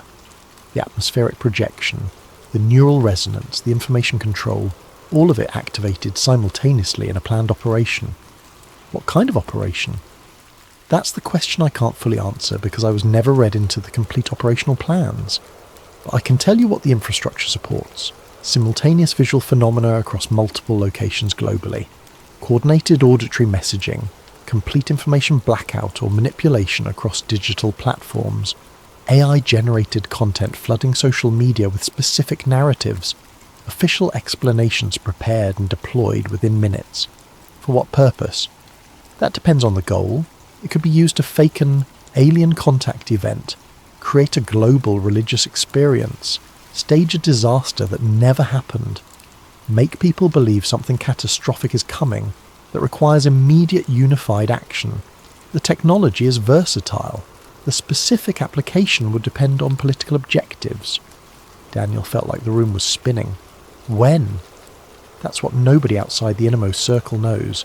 The capability has existed for years. The infrastructure is in place. All that's needed is the authorization and the trigger event that provides political cover.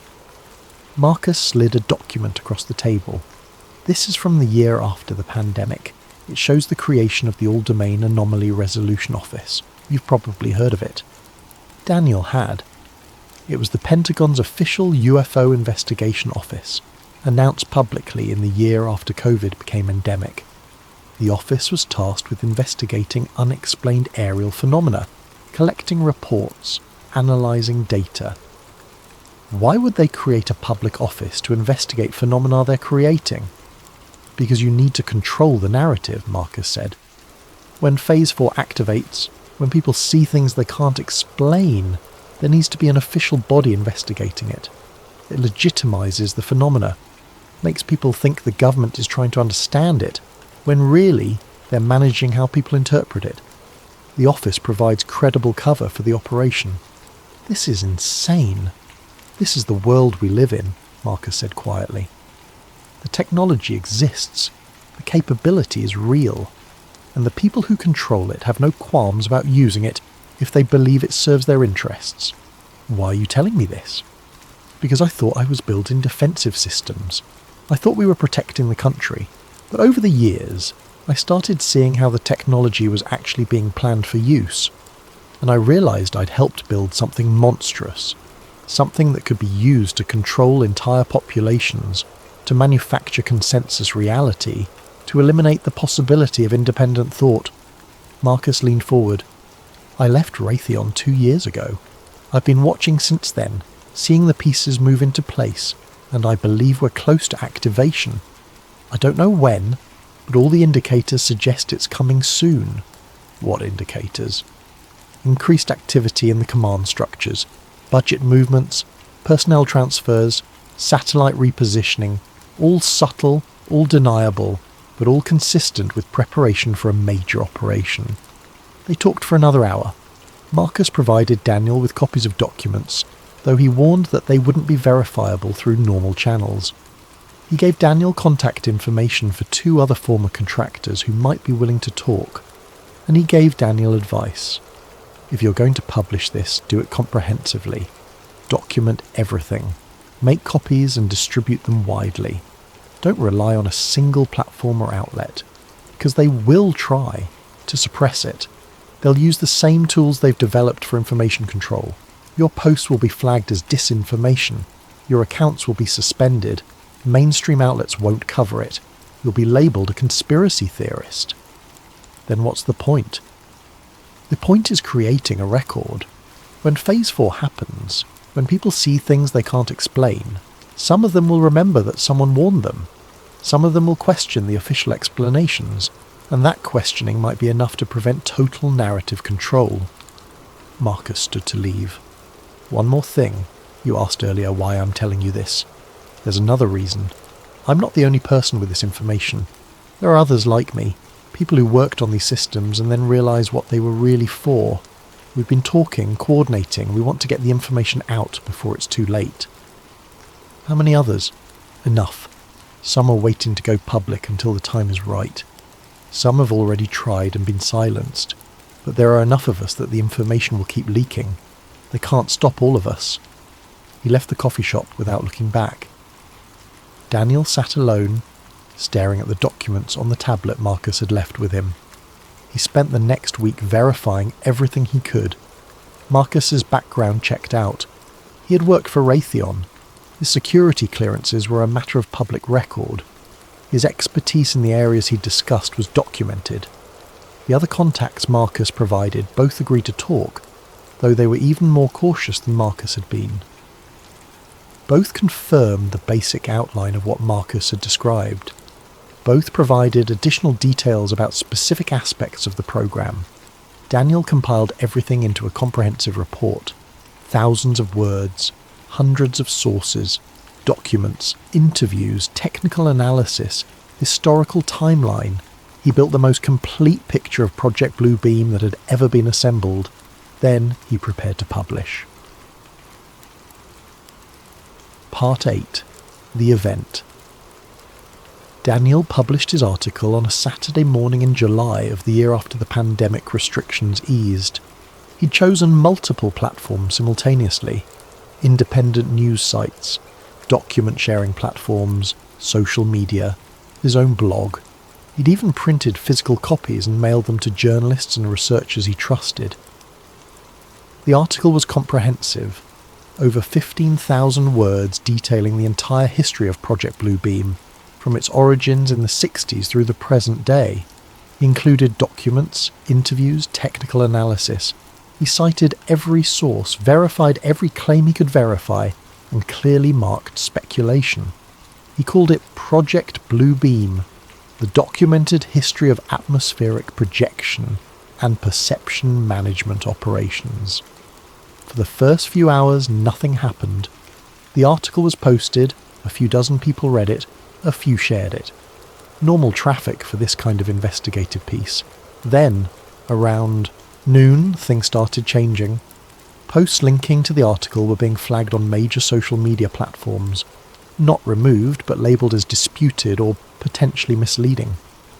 Fact-checking organisations that Daniel had never heard of published rapid responses claiming the article contained unverified claims and conspiracy theories. By evening, several of the platforms where Daniel had posted the article had removed it entirely, citing violations of community guidelines regarding misinformation. His blog was still up, but search engines had delisted it. You could only find it if you had the direct URL. A few independent journalists reached out, expressing interest, but most of them went silent after initial contact. One messaged Daniel saying her editor had killed the story, calling it too speculative. The story was out there, but it was being managed, controlled, exactly as Marcus had predicted. Then Daniel's phone started acting strangely. Calls would drop, messages wouldn't send. His internet connection became unreliable. His bank account was frozen again. This time, the letter from the bank mentioned federal investigation into potential money laundering. Daniel had never laundered money in his life. His finances were simple, but suddenly he couldn't access his funds. His editor at the newspaper called him on Monday morning. "Daniel, we need to talk. I've been contacted by federal authorities regarding your recent activities. They're asking questions about your sources, your research methods. I've been advised that continued employment might be problematic. Are you firing me? I'm strongly suggesting you take some time off, unpaid leave, until this situation resolves." Daniel knew what that meant. He was being cut loose. The newspaper wanted distance from him and his research. He went home and found his apartment had been searched. Nothing obvious, but things were moved. Drawers not quite closed properly. His desk slightly askew. They'd been looking for something. Daniel checked his backups. The physical copies he'd hidden were still there. The cloud backups were accessible. He'd been smart about redundancy. He received an encrypted message from Marcus. "You're one mistake away from Phase 4 becoming your problem. They're applying pressure. This is how it works. They make your life difficult until you stop. Publish what you can, now, because they're not done." But Daniel had already published everything. The article was out there, even if it was being suppressed. He spent the next few days watching the metrics. The article had been viewed by several thousand people before the suppression started. Copies existed on multiple platforms.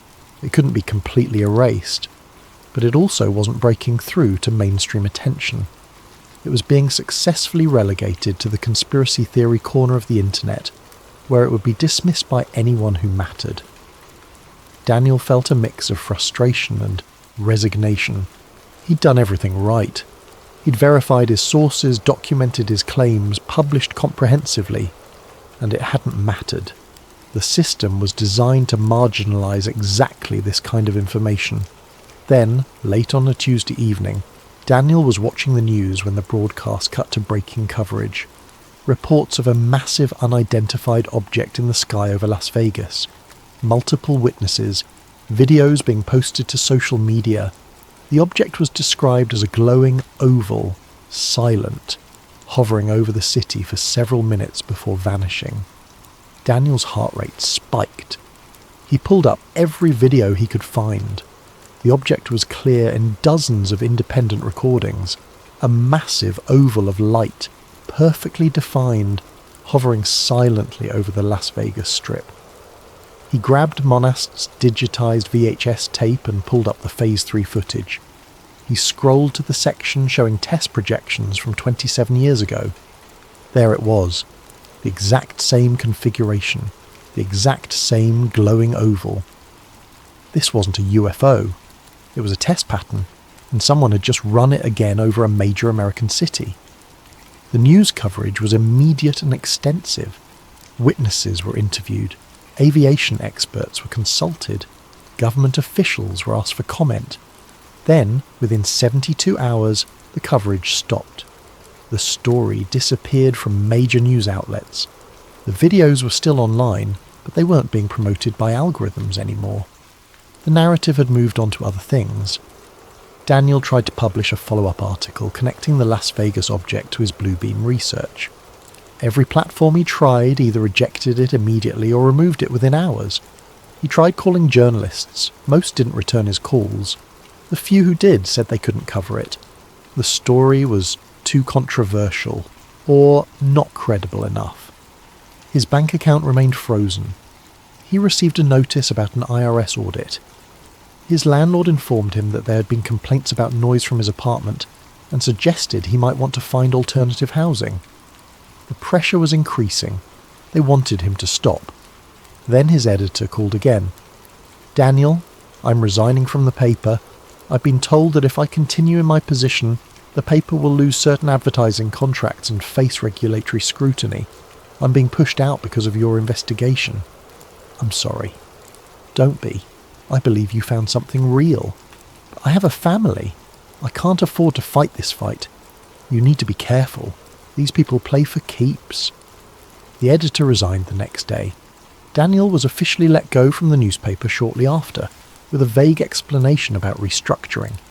Daniel sat in his apartment, unemployed, accounts frozen, under investigation for crimes he hadn't committed, watching his life slowly collapse around him. This was the pattern. This was how they silenced people.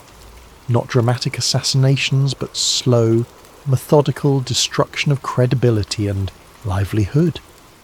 He received a final message from Marcus. "They're escalating because you're close to something. The Las Vegas event wasn't random. It was a message. To you and to others like you.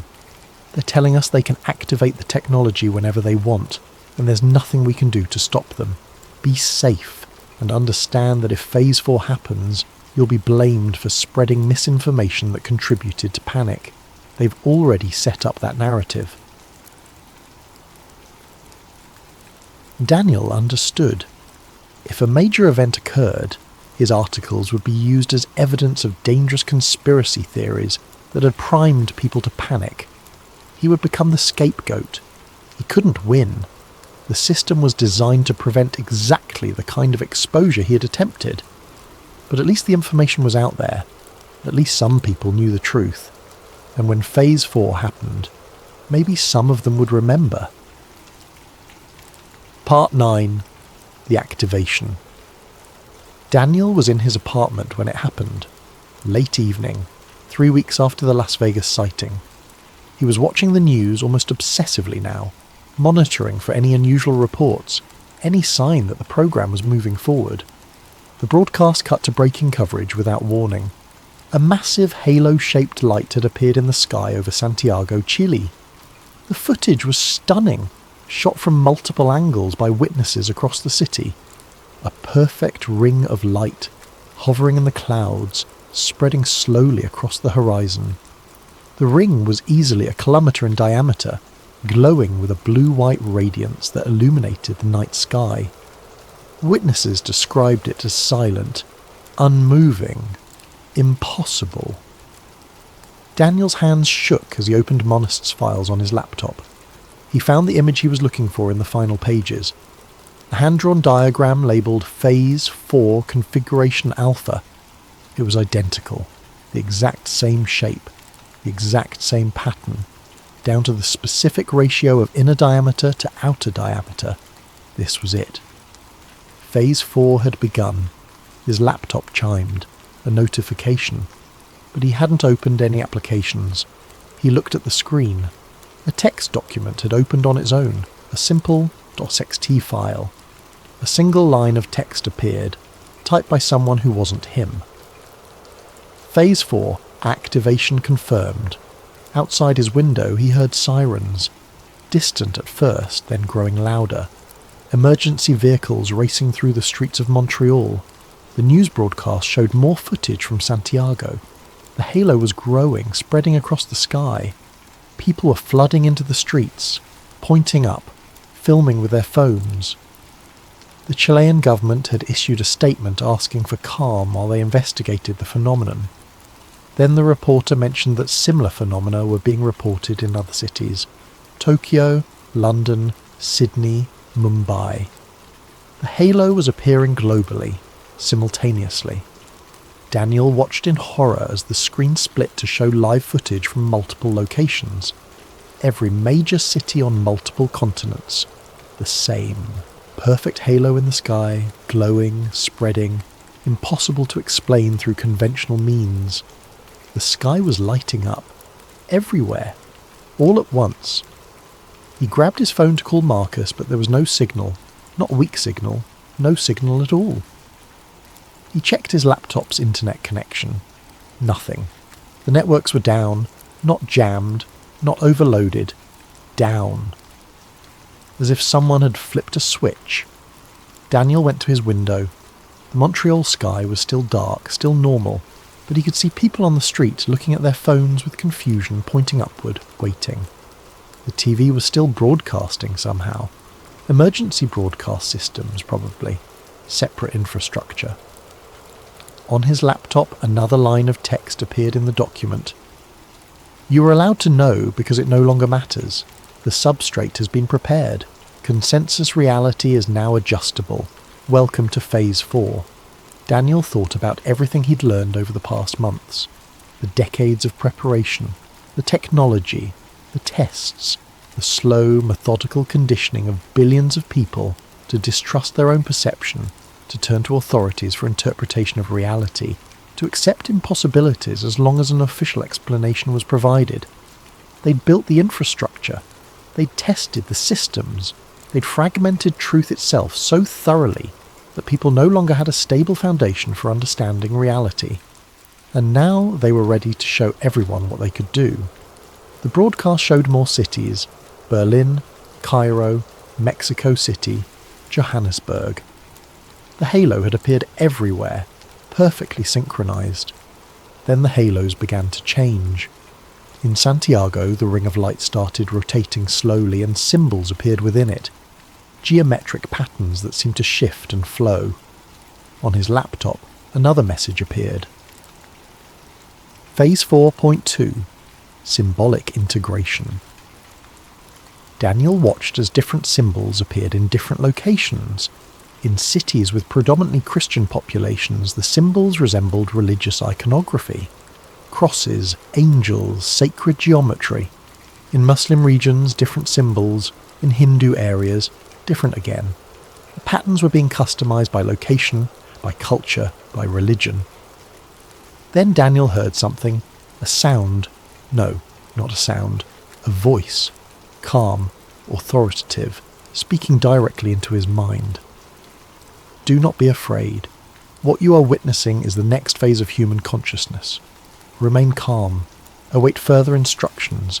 Unity is necessary. Cooperation is required. A new era is beginning. The voice was clear, articulate, impossible to ignore. And Daniel realized with cold certainty that it wasn't a real voice. It was electromagnetic stimulation of his auditory cortex, the neural resonance technology Marcus had described. They were broadcasting not just to the eyes, but to the brain itself. He looked out his window. People on the street had stopped moving. They were standing still, looking up or looking at nothing, clearly hearing the same voice he was hearing. The lights appeared over Montreal 20 minutes later, a massive geometric pattern, identical to what was being shown in other cities, shimmering in the clouds. Impossible and undeniable. Daniel watched from his window as people poured into the streets in greater numbers, filming, shouting, some praying, some crying, some standing in stunned silence. The voice continued broadcasting, different messages in different languages, but the core content was the same. Humanity was at a crossroads. Old divisions needed to end. Unity was necessary for survival. This event was proof that humanity was not alone. Higher powers were guiding the species toward a necessary transformation. It was perfectly crafted psychological manipulation, awe-inspiring visuals combined with authoritative messaging, religious imagery mixed with sci-fi elements to appeal to different worldviews, fear balanced with hope. Daniel's laptop chimed again. More text. Thank you for your research. It has been useful. The narrative is now complete. He stared at the message, understanding slowly dawning. They'd known about his investigation the entire time. They'd allowed it to continue. They'd even facilitated it in a way. Because his research, his documentation of the program's history, would now serve as confirmation that this was real. Conspiracy theorists had been talking about Bluebeam for decades, and now it was happening exactly as predicted. That would lend credibility to the event, make people think this was genuinely beyond human capability, the perfect cover for a human-created phenomenon. He closed the laptop feeling sick. He didn't know who was on the other end of those messages. He didn't know if they were human or AI. It didn't matter anymore. Outside, the lights were spreading. The patterns were changing, becoming more complex. New shapes formed in the sky, telling a story without words. Shapes that looked like spacecraft. Humanoid figures of light. Scenes that suggested first contact with something beyond Earth. And people were watching, believing, accepting. Because what else could they do? They could see it with their own eyes. They could hear the voices in their heads. Their phones weren't working, their internet was down. The only information they had was what they could see in the sky and what the voices were telling them. Daniel realized, with a clarity that felt like falling, that Manust had been right about everything except one crucial detail. They weren't preparing to use this technology.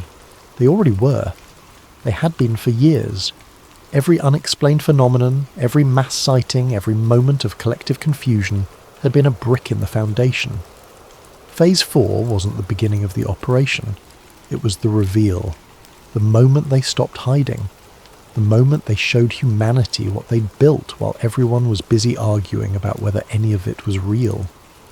Daniel sat in his apartment as the sky above Montreal turned into a canvas of impossible light. He thought about writing one final article, one last warning. But who would read it? Who would believe it? And more importantly, who could stop it? The screens in the sky grew brighter, the patterns more complex. Images began forming that looked like historical events, religious moments, future possibilities. A complete narrative told in light and symbols.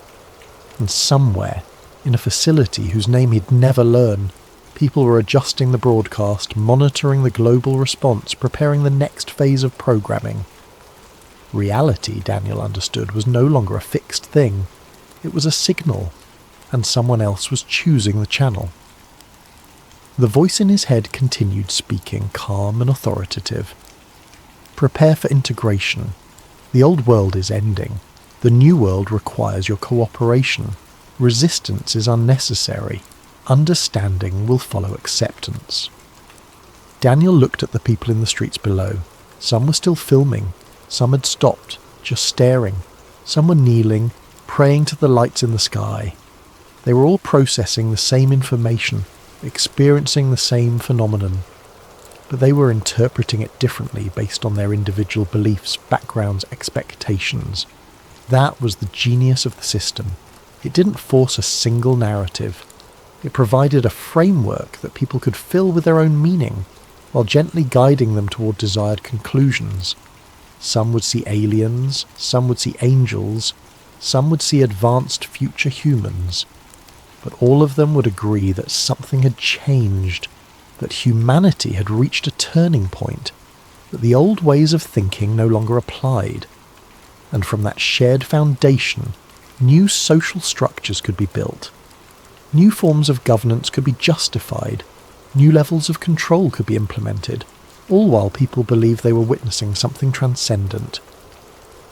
Daniel watched until dawn, as the light slowly faded from the sky, but the voices continued, softer now, more subtle. Background whispers suggesting thoughts rather than commanding them. The infrastructure would remain, the capability would persist. Reality itself had become programmable, and there was nothing left to do but watch as humanity adjusted to its new condition. Epilogue. 6 months later, the lights had become normal, not constant but regular, appearing in different configurations over different cities on a schedule that seemed random but probably wasn't. Sometimes they showed symbols, sometimes moving images, sometimes just beautiful, meaningless patterns. People still didn't know what they were. The official explanation changed regularly, evolving with the narrative needs of the moment. Sometimes they were described as atmospheric phenomena caused by climate change, sometimes as evidence of non-human intelligence monitoring humanity, sometimes as advanced communication systems from a breakaway civilization. None of the explanations were consistent. That was the point. Keep the interpretation fluid, keep people guessing, prevent consensus from forming around any explanation that might lead to uncomfortable questions. Daniel's articles had been scrubbed from most platforms. A few copies survived in obscure corners of the internet, shared by people the algorithms had already flagged as unreliable. His warnings about Blue Beam were now cited as evidence of how conspiracy theories could prime populations to misinterpret natural events. He'd become a cautionary tale, the journalist who'd gotten so caught up in paranoid thinking that he'd convinced himself a government program was creating fake events in the sky. When the real phenomena appeared, his theories were used to discredit legitimate questions about what was happening. They'd turned his research against him perfectly. He'd stopped trying to convince anyone months ago. There was no point. The truth was visible every night, written in light across the clouds, and people still couldn't agree on what it meant. Some believed it was alien contact. Some thought it was divine intervention. Some considered it advanced military technology. Some dismissed it as mass hallucination. Some accepted the official explanations despite their contradictions. Everyone saw the same lights, but everyone saw something different. That was the real achievement, Daniel realized.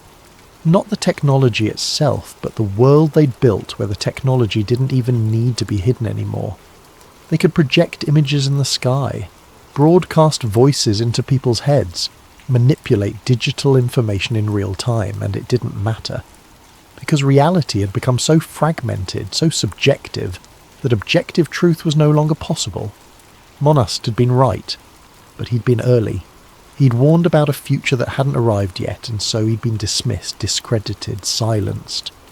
Now that future was here, and everyone could see it, they just couldn't agree on what they were seeing.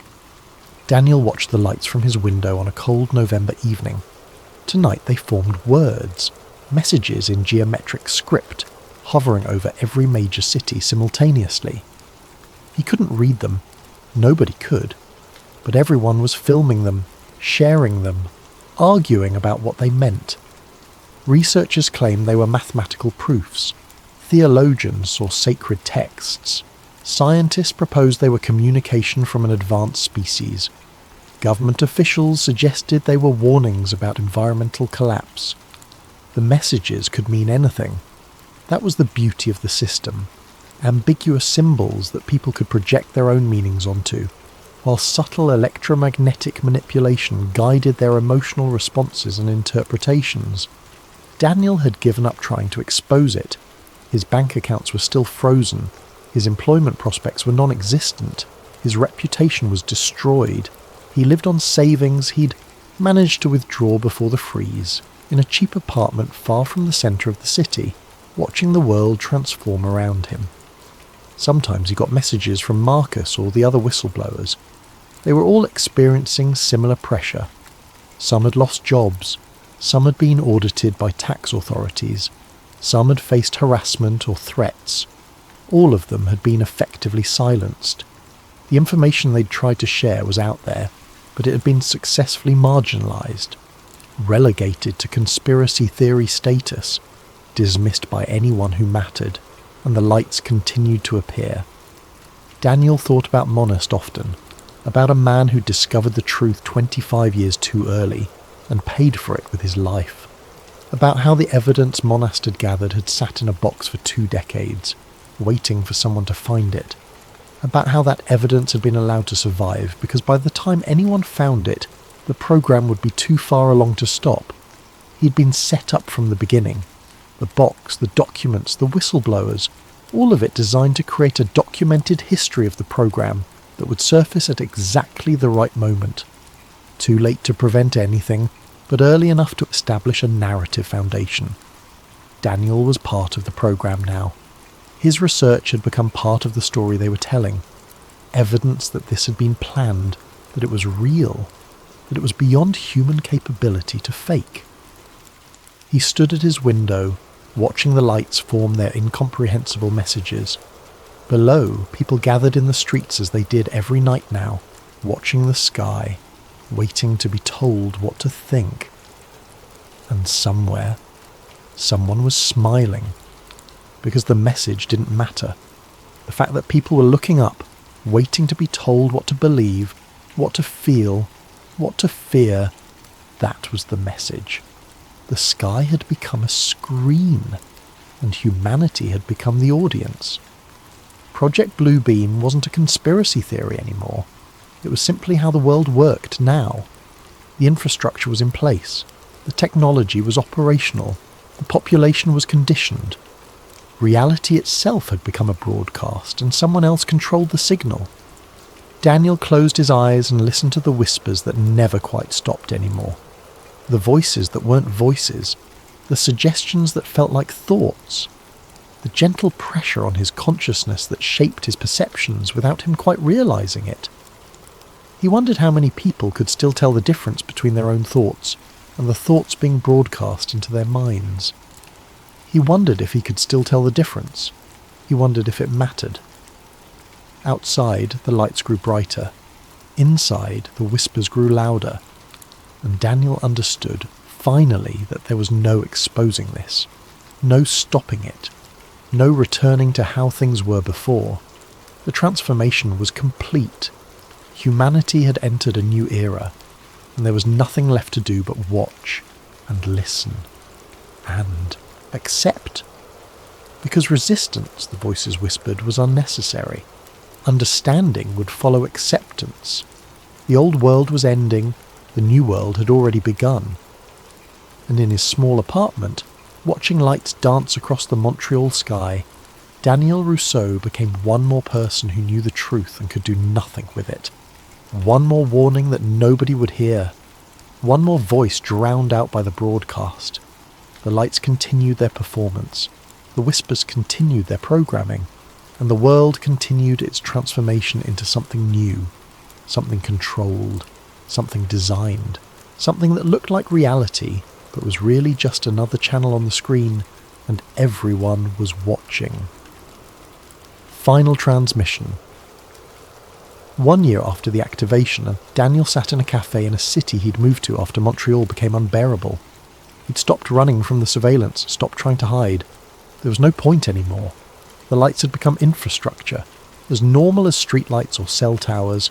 They appeared on schedule now, broadcasting information that people had learned to interpret as weather warnings, emergency alerts, public service announcements.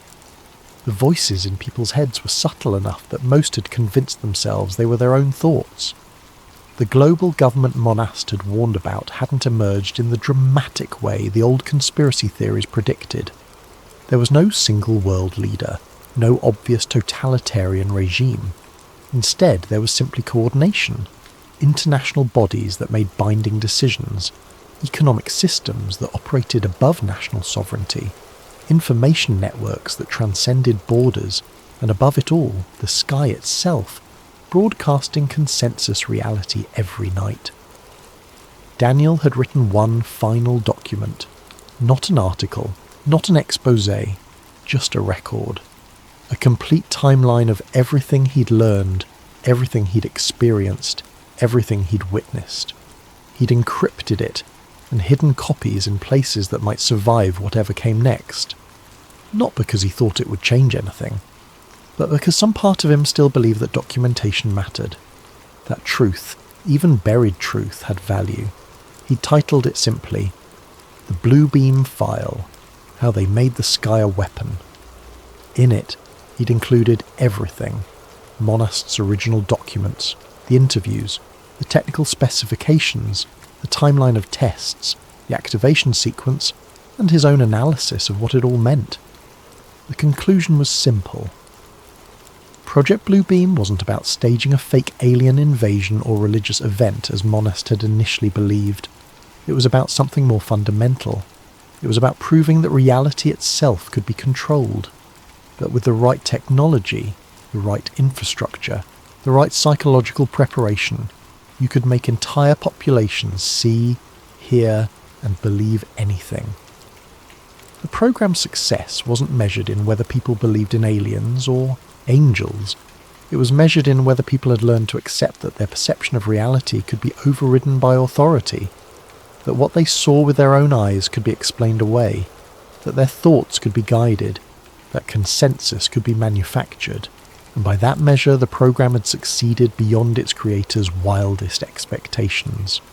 Daniel closed his laptop and looked out the cafe window.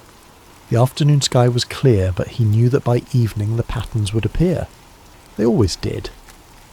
A young woman at the next table was watching something on her phone, laughing at a video. An older man was reading a newspaper. A couple was arguing quietly about politics. Life continued, normal and mundane, beneath a sky that had become a screen for psychological operations. Nobody seemed to notice anymore, or if they noticed, they didn't care. That was the final victory of Project Bluebeam, not making people believe a lie, but making them stop caring about the difference between truth and lies. Daniel thought about Serge Monast one last time, about a man who died trying to warn a world that wasn't ready to listen, about research that had sat in a box for 20 years, waiting for someone to find it at exactly the moment when it was too late to matter. He wondered if Monast had known how it would end, if he had understood that his warning would become part of the program itself, evidence that it had been planned, proof that it was real, confirmation that resistance was futile, the perfect conspiracy theory, one that was actually true. Daniel left money on the table and walked out into the afternoon sun.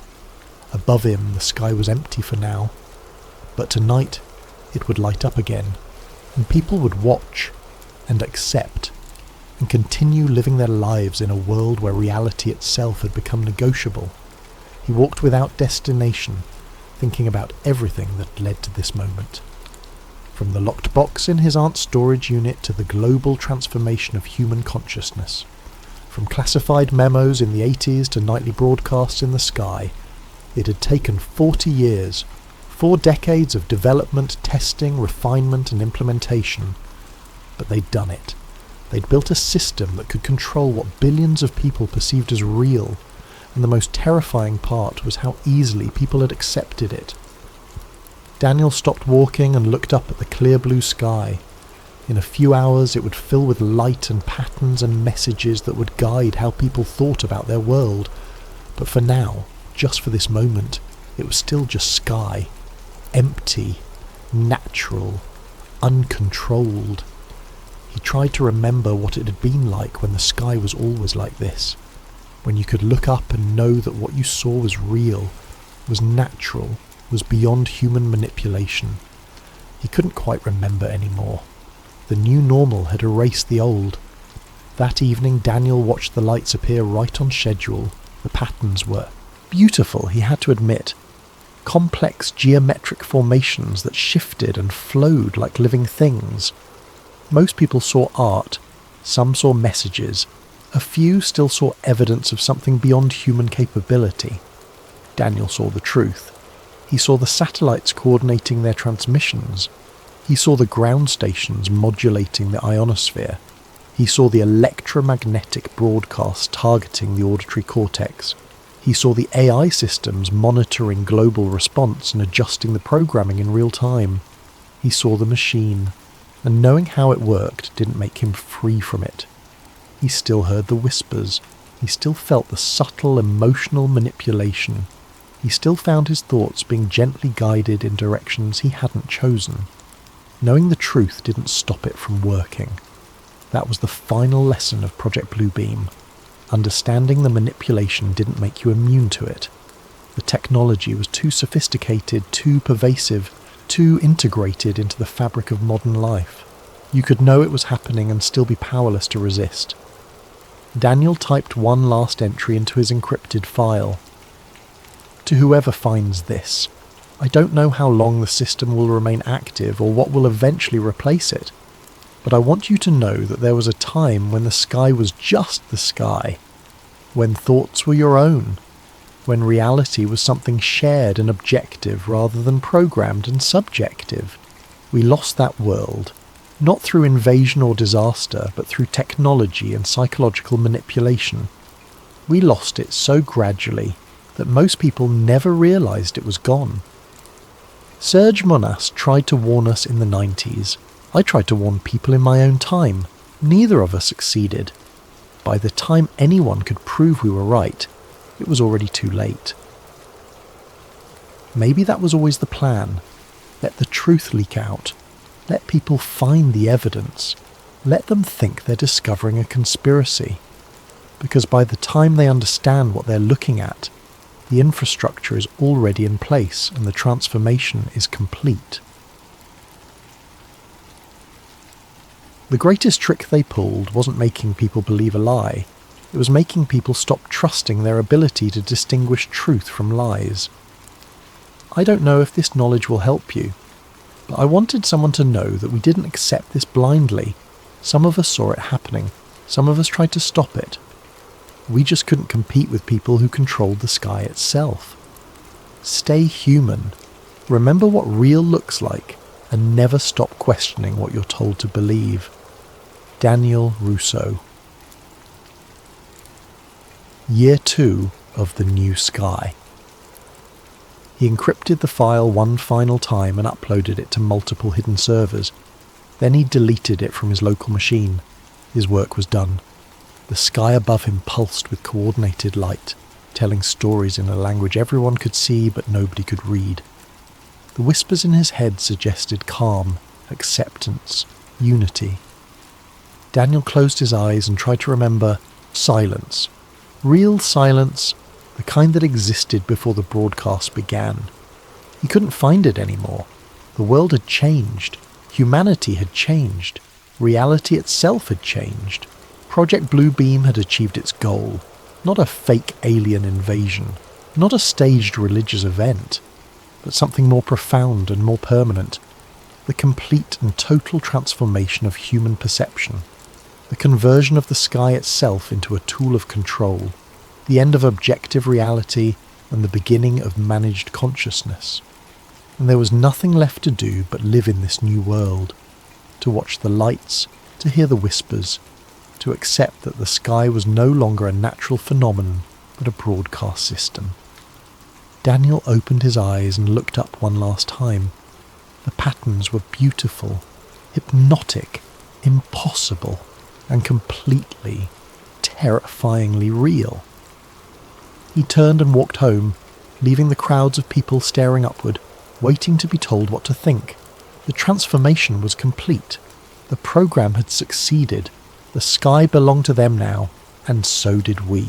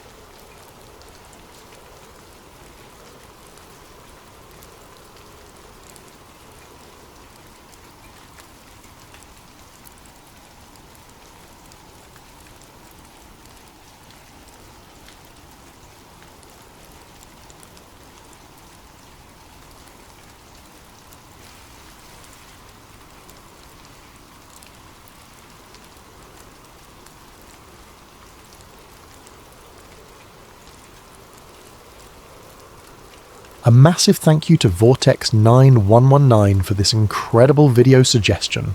If you have story ideas you'd like to see brought to life, drop them in the comments below. And if you're enjoying these immersive tales, don't forget to like and subscribe to Sleep Theories for more stories that blur the line between mystery and reality.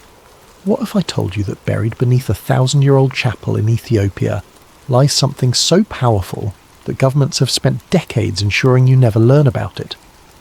What if every conflict, every war, every uprising in that region wasn't random chaos, but a response to something ancient awakening?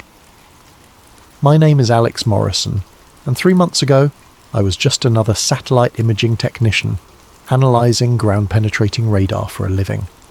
Now I'm hiding in a cabin in rural Montana, and I may be the only person alive who knows the truth about what's really buried in Axum.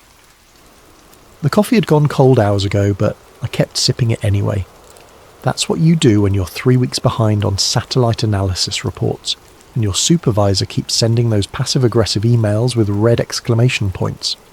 I was a field technician for Orbital Dynamics, a mid-tier satellite imaging company that contracted with everyone from agricultural firms to mining corporations.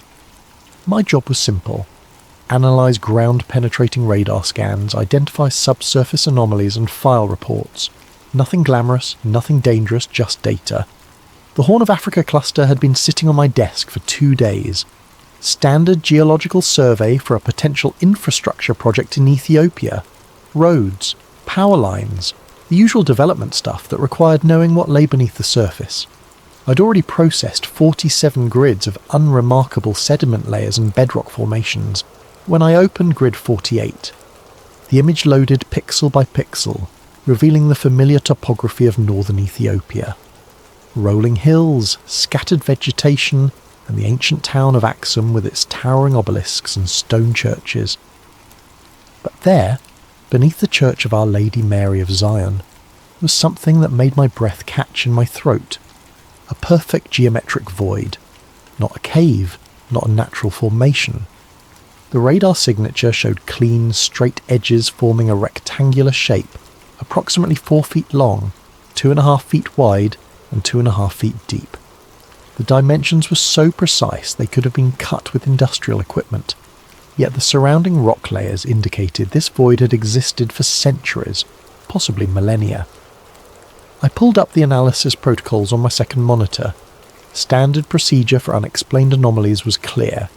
Mark as geological inconsistency or data corruption, and move on. The company didn't pay us to solve mysteries, just to identify potential construction hazards. But those dimensions nagged at me. 4 feet by 2.5 feet by 2.5 feet. I'd heard those measurements before, in some half-remembered history class or documentary. Something biblical. I saved the image to my personal drive before marking the official report as data corruption. Recommend resurvey. My supervisor would approve it without a second glance, and the client would order new scans of the area that would somehow never quite capture that same perfect void again. As I prepared to move on to the next grid, I noticed something else in the metadata.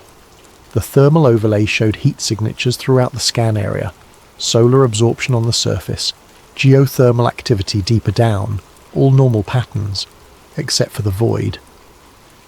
The void was 3 degrees warmer than the surrounding rock despite being completely enclosed. Dead objects don't generate heat.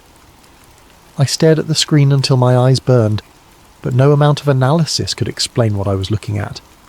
Finally, I closed the file and went home, but the image followed me. Those perfect dimensions, that impossible heat signature, the way it sat directly beneath one of Christianity's most sacred sites. 4 feet by 2.5 feet by 2.5 feet. The traditional dimensions of the Ark of the Covenant. That night, I dreamed of golden cherubim with wings spread wide, and a voice that spoke from between them with the sound of rushing water. In the dream, I was standing in a stone chamber, lit by a light that cast no shadows, reaching toward a box that hummed with power. The moment my fingers touched the gold, I woke with a gasp, my heart hammering against my ribs. It was just a dream, I told myself. Just my imagination running wild after a long day staring at radar scans. But when I checked my phone, I found I'd been unconsciously searching for information about Axum, about the Church of Our Lady Mary of Zion, about ancient artifacts hidden beneath holy ground. The next morning I couldn't focus on anything else. I pulled up the scan again, studying every pixel, every thermal gradient, every impossible detail of that buried void. This wasn't data corruption. This was something real, something significant, something that had been deliberately hidden from the world. Something that was waiting. 3 weeks later, I was on a plane to Ethiopia. I'd convinced my supervisor that the Axum anomaly required ground truthing, a field verification to ensure our radar systems were functioning correctly. The company approved the trip because it sounded technical and responsible, not because I'd spent every spare moment researching the legend of the Ark's journey from Jerusalem to Ethiopia. According to tradition, the Queen of Sheba took the Ark back to Ethiopia after her visit to King Solomon. Her son, Menelik I, founded the Ethiopian Empire and established Axum as its capital. For 3,000 years, Ethiopian Orthodox Christians had claimed the true Ark of the Covenant rested in the Church of Our Lady Mary of Zion, guarded by a single monk who could never leave the sacred precinct. Tourist nonsense, I'd always assumed. Every culture claimed to have some piece of biblical history hidden in their backyard. But now I had radar evidence of something buried exactly where the legend said it would be. Something that matched the Ark's traditional dimensions and somehow generated heat despite being entombed in solid rock. I landed in Addis Ababa on a Tuesday morning and caught a domestic flight to Axum the same day. The town was smaller than I'd expected, a collection of low buildings scattered around the famous obelisk park and the twin churches that claim to house the world's greatest religious relic. Tourists wandered between the ancient stone monuments, taking selfies with 3,000-year-old carved pillars, while guides recited well-practiced speeches about Queen Sheba and King Solomon. I hired a local guide named Dawit, a middle-aged man with intelligent eyes and careful English who specialised in the historical sites. We spent the first day touring the obelisk park and the ruins of ancient palaces, but I was really just getting a feel for the area, trying to match the topography to my radar scans. Tomorrow we visit the churches, Dawit said as we walked back to my hotel. The old church and the new church. Very sacred places. Can tourists go inside both churches? I asked, trying to sound casual. The new church, yes. Beautiful paintings, ancient books, many treasures. But the old church... He paused, glancing around as if checking for eavesdroppers. The old church is different. Only priests allowed inside and the guardian. The guardian? One monk, chosen for life. He watches over the... Dawit lowered his voice. Over what is kept there. He can never leave the church grounds. Never. He stays until he dies, then another is chosen. We'd reached my hotel, but I wasn't ready to end the conversation. What exactly is he guarding? Dawit looked uncomfortable. Christians say it is the Tablet, the Ark of Moses. Others say it is just tradition, just stories. But I have lived in Axum all my life, and I tell you this, the guardian is real. I have seen him walking in the church courtyard at night, always alone, always watching. What does he look like? Old, but not in years. Old in ... Dawit struggled for the word. Old in soul. Like a man who has seen too much, carries too much weight. His eyes. He shuddered. I do not like to look at his eyes. That night I lay in bed studying satellite photos of the church complex on my laptop. The Church of Our Lady Mary of Zion was actually two buildings. A newer church built in the 1960s where tourists and worshippers could visit, and a smaller, older chapel that supposedly housed the Ark. The older building sat directly above the void I detected in the radar scan. According to everything I'd read, no outsider had been permitted inside the chapel in centuries. The Ethiopian Orthodox Church maintained absolute secrecy about what was housed there, allowing only the guardian and select high-ranking clergy to enter. Even the country's government respected the restriction, treating the chapel as sovereign territory beyond their jurisdiction. But tomorrow, I'd at least be able to see the building from the outside, maybe get close enough to take some thermal readings with the handheld scanner I'd brought. It wasn't much, but it might help me understand what was generating that heat signature 12 feet below ground. The next morning, Dawit led me through Axum's narrow streets toward the church complex. We passed market stalls selling coffee and spices, elderly women spinning cotton on wooden wheels, children playing soccer with a ball made of rags.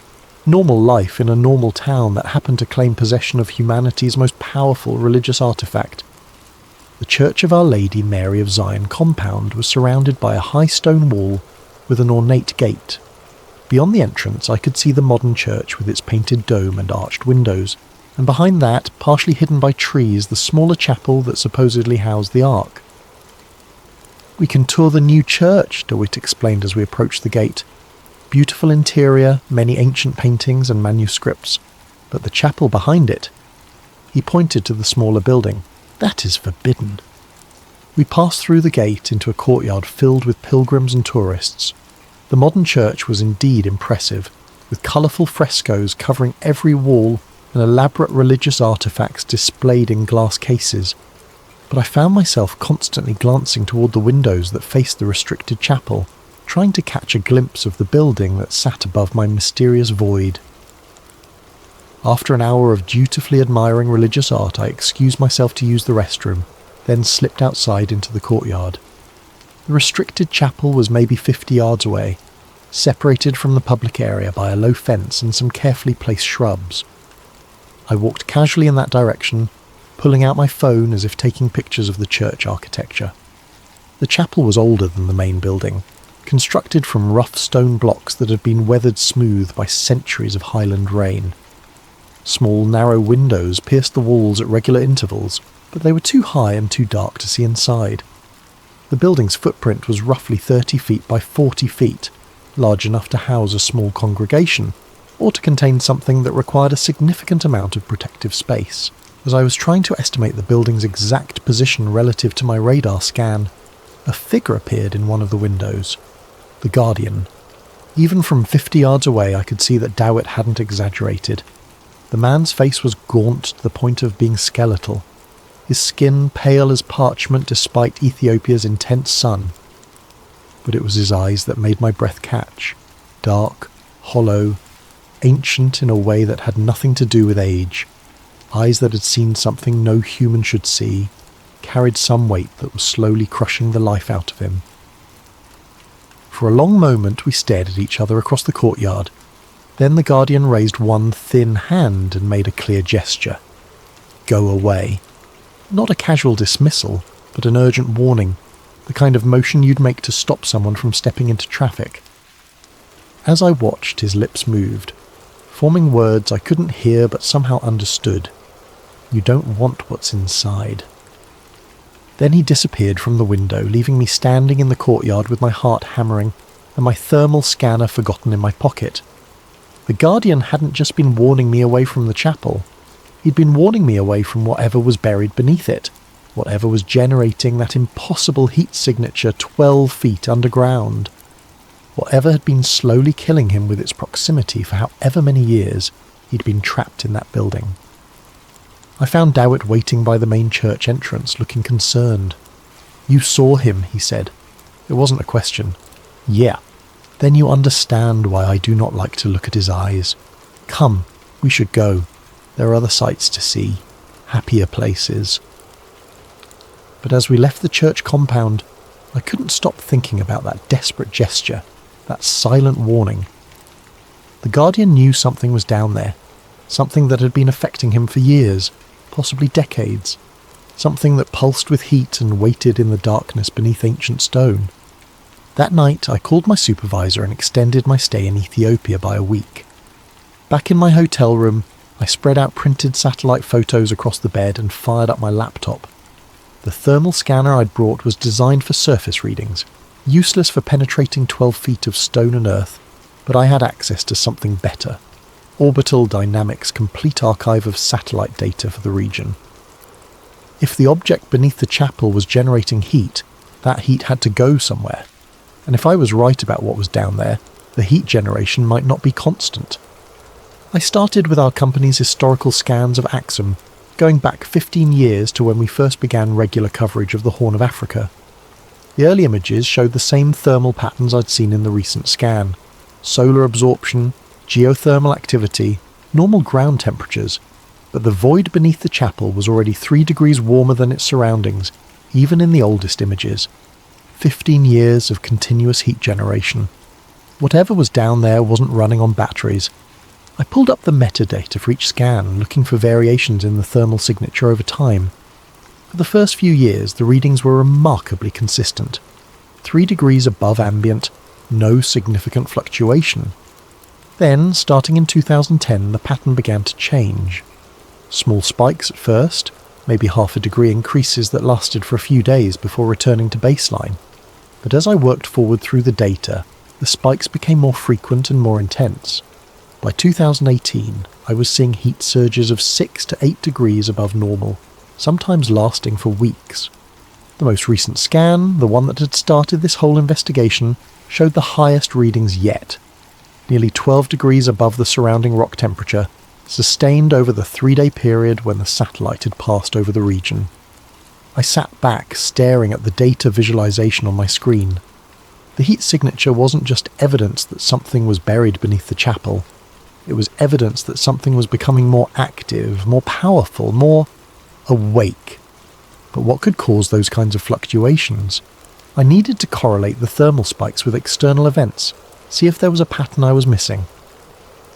I opened a new browser window and started searching for news archives covering Ethiopia and the surrounding region. Wars, natural disasters, political upheavals, anything that might correspond to the dates when the thermal readings spiked. The first major heat spike had occurred in September 2010. I cross-referenced the date and found coverage of renewed fighting in South Sudan, just a few hundred miles from Axum. Border clashes, civilian casualties, the usual litany of African conflict. The heat signature had jumped to 6 degrees above normal and stayed there for 2 weeks. December 2014, another spike, this one lasting almost a month. I found reports of protests in Ethiopia's Oromia region that had turned violent, with government forces killing dozens of demonstrators. The thermal readings had peaked at 8 degrees above normal. March 2019, the biggest spike yet, nearly 10 degrees above ambient temperature. Major fighting had erupted between Ethiopia and Eritrea along their shared border, the worst violence in years between the two countries. Thousands of troops mobilized, artillery exchanges, threats of full-scale war. The pattern was undeniable. Every time conflict erupted in the region, the object beneath the chapel became more active. Not just reactive, but almost anticipatory. Some of the thermal spikes had begun days or even weeks before the first news reports of violence. I leaned back in the hotel room's uncomfortable chair, trying to process what the data was telling me. If the Ark of the Covenant was really buried beneath that chapel, and if it was somehow responding to regional conflicts, what did that mean? According to biblical accounts, the Ark had been a weapon used by the Israelites to destroy their enemies and part the Jordan River. But those were just stories, weren't they? Ancient myths to explain natural phenomena or military victories. Except now I had 15 years of satellite data suggesting those stories might have been more literal than anyone imagined. I opened a new search window and typed in Ark of the Covenant Biblical Powers. The results were a mixture of scholarly articles, religious websites, and conspiracy theories, but certain themes appeared consistently. The Ark as a communication device between God and Moses. The Ark as a weapon capable of destroying armies. The Ark as a source of divine power that killed anyone who touched it improperly. One academic paper caught my attention. Electromagnetic Anomalies in Biblical Texts, a technical analysis of the Ark narrative. The author, a physicist from MIT, had attempted to explain the Ark's described effects in terms of advanced technology rather than divine intervention. According to his analysis, the biblical descriptions were consistent with some kind of high-energy, electromagnetic device, possibly using principles that modern science was only beginning to understand. The paper was 8 years old and had been largely ignored by mainstream academia, but its conclusions were fascinating. If the Ark contained technology rather than divine presence, technology based on electromagnetic manipulation of space-time, then its effects on local conflicts might be measurable, predictable, even controllable. I glanced at the clock. It was nearly midnight, but I wasn't tired. I had 15 years of data to analyse, patterns to uncover, connections to make. If I was right about what was happening, the implications went far beyond archaeological discovery. This was about a weapon that had been influencing regional conflicts for decades, maybe centuries, sitting 12 feet beneath a chapel in northern Ethiopia. A weapon that was becoming more active. I pulled up the most recent thermal readings again, studying the heat signature that had triggered this entire investigation. 12 degrees above ambient temperature, the highest reading yet. And according to the news feeds I'd been monitoring, tensions were rising again along the Ethiopia-Eritrea border. Troop movements, diplomatic protests, the same warning signs that had preceded every previous spike in the thermal data. If the pattern held, the heat signature beneath the chapel would spike again within days, and somewhere in the Horn of Africa, people would start dying. I saved all my analysis to an encrypted drive and uploaded backup copies to 3 different cloud storage services. Whatever was happening in Axum, I was probably the only person outside the Ethiopian Orthodox Church who understood the connection between the buried object and regional violence. The only person who could prove that the Ark of the Covenant wasn't just a religious relic, but an active weapon that had been shaping the history of East Africa for 3 millennia. The only person who might be able to stop it. I had a contact at the Vatican Archives, someone I'd met at a conference on satellite archaeology 3 years earlier. Elena Rossi was a researcher specialising in the historical verification of biblical sites, and she had access to documents that most scholars could only dream of seeing.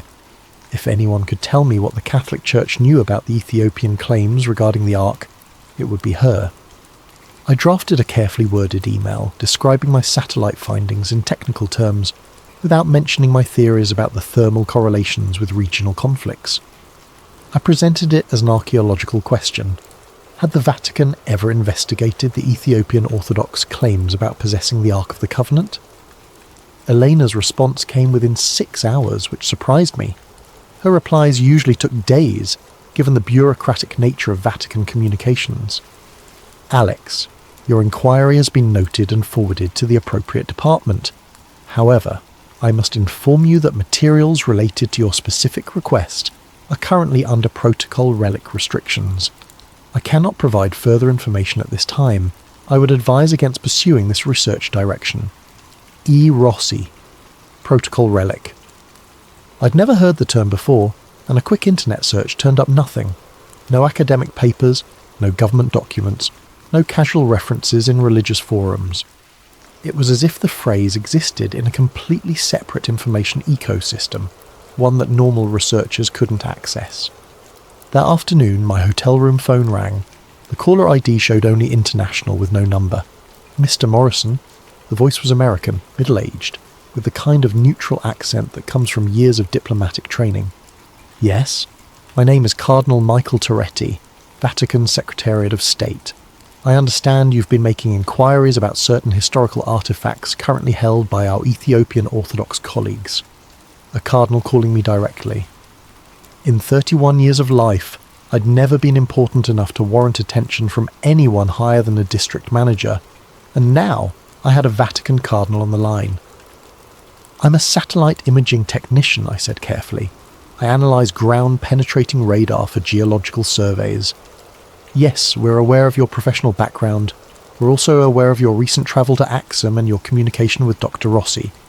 Mr. Morrison, I'm calling to advise you that you've stumbled into an area of inquiry that falls under Vatican security protocols.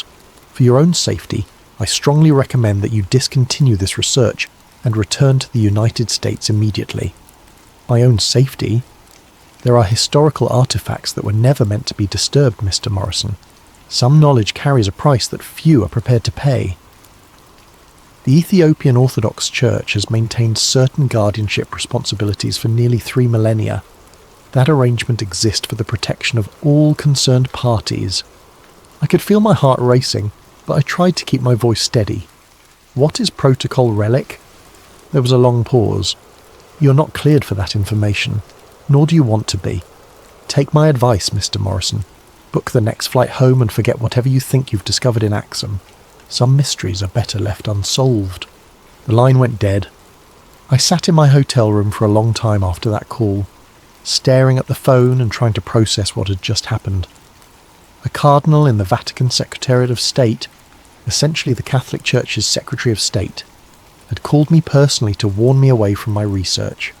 Not a local church official, not even a regional administrator, but someone at the very highest levels of Vatican hierarchy. Which meant the Catholic Church not only knew about the Ethiopian claims regarding the Ark, they were actively monitoring anyone who showed too much interest in investigating those claims. They had files on researchers, protocols for managing inquiries, and enough influence to track down a satellite technician in an Ethiopian hotel within hours of his asking the wrong questions. I thought about the Guardian's hollow eyes and his desperate warning. You don't want what's inside. Maybe he wasn't just protecting the Ark from the world. Maybe he was protecting the world from the Ark. My laptop chimed with a new email notification. The sender was listed as E. Rossi, but the message was clearly not from Elena. Mr. Morrison, this will be my final communication on this matter. Protocol Relic is a Vatican security classification established in 1962 following certain discoveries made during the Second Vatican Council's review of sealed archives. Materials under this classification are restricted to a maximum of 12 individuals worldwide, all of whom hold positions equivalent to cardinal or higher within the Catholic hierarchy. The Ethiopian Orthodox Church has maintained custody of the artifact in question under a formal agreement dating to 1965. This agreement recognises Ethiopian sovereignty over the artifact in exchange for adherence to specific containment protocols established by a joint Vatican-Ethiopian commission. These protocols exist because the artifact exhibits properties that pose significant risks to regional stability when improperly handled or exposed. The Guardian tradition is not merely ceremonial, it serves a crucial containment function that has prevented numerous potential catastrophes over the past several decades. Your thermal analysis data has been reviewed by our technical staff. We are aware of the correlations you have identified. We are also aware of the artifact's increasing activity levels over the past 5 years. A joint Vatican-Ethiopian assessment team is currently evaluating options for enhanced containment measures. This communication will self-delete in 60 seconds. Do not attempt to copy or save this message. Return to the United States immediately and discontinue all research related to this matter. You have been warned twice. There will not be a third warning. I watched the message count down from 60 seconds, trying to memorize every word. When it reached 0, the email disappeared from my inbox as if it had never existed. But I'd learned what I needed to know. The Vatican knew about the thermal correlations with regional conflicts. They'd known for years, possibly decades. And they were worried enough about increasing activity levels to consider enhanced containment measures. The Ark of the Covenant was real, it was buried beneath the chapel in Axum, and it was becoming more dangerous. I needed to get that thermal data to someone who could do something about it. Someone outside the Vatican's sphere of influence. But first, I needed to understand exactly what I was dealing with. I opened my laptop and began typing up a detailed summary of everything I'd discovered.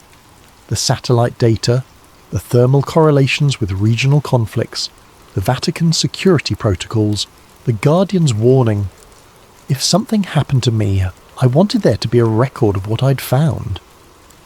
Outside my hotel window, the ancient obelisks of Axum stood silhouetted against the Ethiopian night sky, monuments to a civilization that had claimed to possess God's greatest gift to humanity. 12 feet below, a simple stone chapel. Something waited in the darkness, growing stronger, growing more active, preparing for something that would make the regional conflicts of the past 15 years look like minor skirmishes. And I was probably the only person outside the Vatican and the Ethiopian Orthodox Church who understood what was coming. The next morning, I made a decision that would change everything. Instead of booking a flight home like the Vatican had demanded, I drove the rental car to a cybercafe in Addis Ababa and uploaded a carefully edited version of my satellite data to Reddit. I chose the r/conspiracy subreddit because I knew it would get attention without being taken seriously by any official monitoring systems. The post was titled "Weird Thermal Anomaly Under Ethiopian Church. Anyone know what this could be?" I included 3 of the clearer thermal images showing the heat signature beneath the Church of Our Lady Mary of Zion, along with GPS coordinates and a brief description of the geometric void. I deliberately left out any mention of the Ark, the Vatican communications, or the correlations with regional conflicts. To casual readers, it would look like a curious geological anomaly discovered by a satellite technician who was genuinely puzzled by what he'd found. The post got 17 comments in the first hour. Most were jokes about ancient aliens or government cover-ups, but a few showed genuine technical interest. One user with apparent geology credentials suggested underground geothermal activity. Another pointed out that the heat signature was too localized and too geometric to be natural. I was reading through the comments when my laptop screen went black. Not a normal shutdown or crash, but an instantaneous cut-off as if someone had yanked the power cord. Except the laptop was running on battery power and the charging light was still on. The screen stayed black for maybe 10 seconds, then flickered back to life showing the Windows startup sequence. When the system finished rebooting, my Reddit post was gone. Not deleted with a moderator message, not removed for violating community guidelines, but completely absent as if it had never existed. My browser history showed no record of visiting Reddit. The thermal images I'd uploaded weren't in my recent files folder. Someone had remotely accessed my laptop and scrubbed all evidence of the post, while leaving everything else untouched. I sat in the internet cafe for a long time, watching Ethiopian families use the other computers to video chat with relatives abroad and university students researching papers.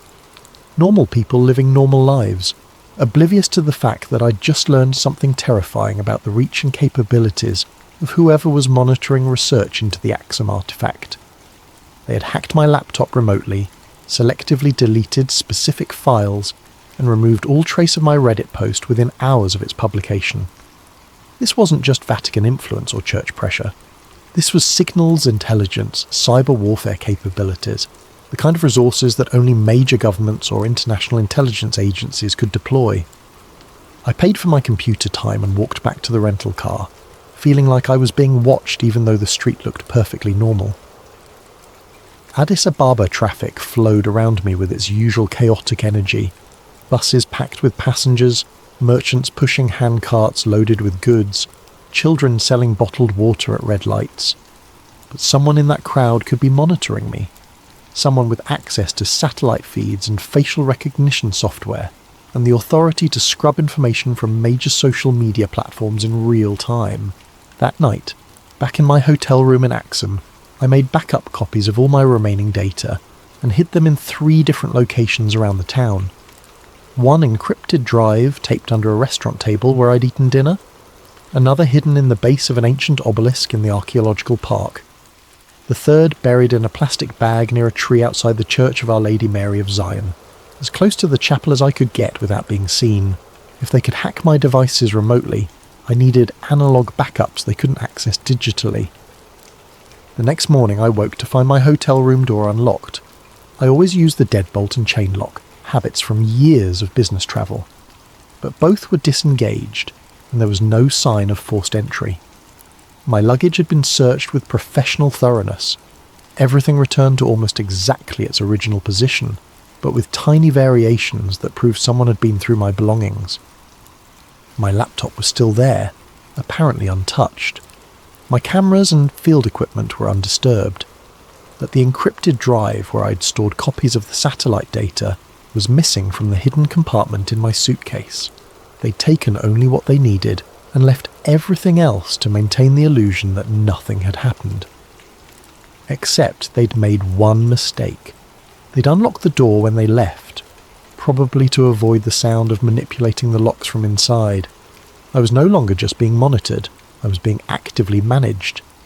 I packed quickly and checked out of the hotel, telling the desk clerk I had a family emergency back in the United States. But instead of heading to the airport, I drove to the archaeological park and retrieved the data drive I'd hidden at the base of the obelisk. Sitting in the rental car with ancient stone monuments all around me, I made one final attempt to get the information out. I logged into an anonymous email account I'd created years earlier and composed a message to every major news organisation I could think of: CNN, BBC, Reuters, AP, the New York Times. The subject line was simple: evidence of active electromagnetic anomaly at claimed Ark of Covenant site in Ethiopia. In the body of the message I laid out everything: the satellite thermal data, the correlations with regional conflicts, the Vatican's protocol relic warnings, the cyber intrusion and hotel room search. I attached the clearest thermal images and GPS coordinates, along with a detailed timeline showing how the heat signature had intensified over 15 years.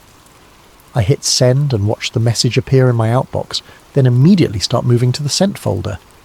Except it never arrived. I tried again with a different email service, then a third. Same result every time. The messages showed as sent from my end, but never reached their destinations. Someone was intercepting my communications at the internet service provider level, identifying and blocking any transmission that contained my satellite data or references to the Axum thermal anomaly. I was completely isolated, cut off from any normal channels of communication, surrounded by an electronic net that prevented me from sharing what I'd discovered. But I still had the physical drive hidden near the church, and I still had one option they couldn't control remotely. That afternoon, I walked to the Church of Our Lady Mary of Zion compound and found a spot where I could observe the restricted chapel from a distance. Tourists and pilgrims moved through the public areas, taking photos and buying souvenirs, while the Guardian's building sat silent and forbidden behind its fence. I waited until late afternoon, when the crowds thinned and the light was beginning to fade.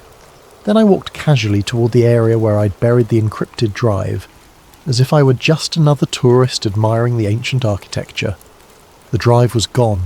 The plastic bag was still there, exactly where I'd buried it, but empty. They'd found my backup, extracted the data, and left the bag as a message. We know where you've been. We know what you've hidden. We can reach anything you think is secure. As I stood there staring at the empty bag, a shadow fell across the ground beside me. I looked up to see the Guardian standing at one of the chapel windows, his hollow eyes fixed on my face. But this time, he wasn't warning me away. He was nodding, almost imperceptibly, as if he approved of what I'd been trying to do. Then he pointed downward, toward the ground beneath my feet, and mouthed a single word I could read clearly even at 50 yards distance. Soon! I flew back to the United States the next day, but I never made it to my apartment in Denver. 2 men in dark suits were waiting for me at baggage claim, holding a sign with my name and looking like the kind of federal agents you see in movies. "Mr. Morrison, we're with the Department of Homeland Security. We need to speak with you about your recent travel activities." They escorted me to a windowless room in the airport security section, where a third man was waiting with a thick folder and a digital recorder. "I'm Agent Phillips," the older man said. "We understand you've been conducting unauthorized intelligence gathering in Ethiopia, specifically related to sites of religious significance to our Ethiopian government partners. I'm a satellite imaging technician. I analyze geological data for mining and construction companies. We're aware of your professional background, Mr. Morrison. We're also aware that you've been making inquiries about classified materials with Vatican contacts, posting sensitive imagery to social media platforms, and attempting to contact media organizations with what you claim is evidence of electromagnetic anomalies at Ethiopian Orthodox Church sites. They knew everything. Not just my activities in Ethiopia, but my attempts to share the data, my communications with Elena Rossi, even my failed Reddit post. The thermal imagery you captured falls under the jurisdiction of several international agreements regarding the protection of cultural and religious sites," Phillips continued. "Specifically, it relates to a joint Vatican-Ethiopian cultural preservation protocol that supersedes normal academic or journalistic access. Cultural preservation protocol?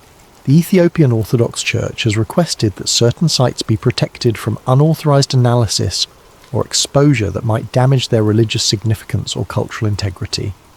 The Vatican has agreed to help enforce these protections as part of ongoing interfaith cooperation initiatives. It was a lie, of course. They weren't protecting cultural sites. They were suppressing evidence of something that posed a much more serious threat. But I was sitting in a windowless room at the Denver airport with 3 federal agents, and my laptop had already demonstrated that normal channels of communication were compromised. "We're prepared to offer you a choice, Mr. Morrison," Phillips said. "You can sign a non-disclosure agreement regarding your recent research activities, accept reassignment to a different geographical focus area within your company, and continue your career with no further complications. Or we can discuss this matter with your employer, your security clearance sponsors, and potentially with federal prosecutors, who take a very dim view of unauthorized intelligence activities in sensitive foreign locations." I stared at the folder on the table between us, thinking about the Guardian's hollow eyes and his final gesture toward the ground beneath the chapel. Thinking about 15 years of thermal data showing an ancient weapon growing stronger, more active, more dangerous.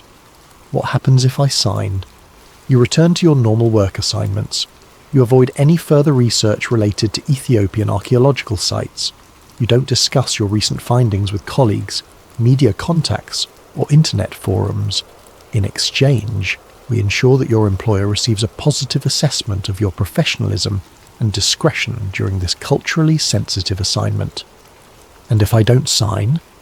Phillips opened the folder and showed me the first page. It was a letter from Orbital Dynamics' Human Resources Department, dated that morning, informing me that my employment had been terminated due to misuse of company resources for unauthorized personal research projects. Your security clearance will be revoked, he continued.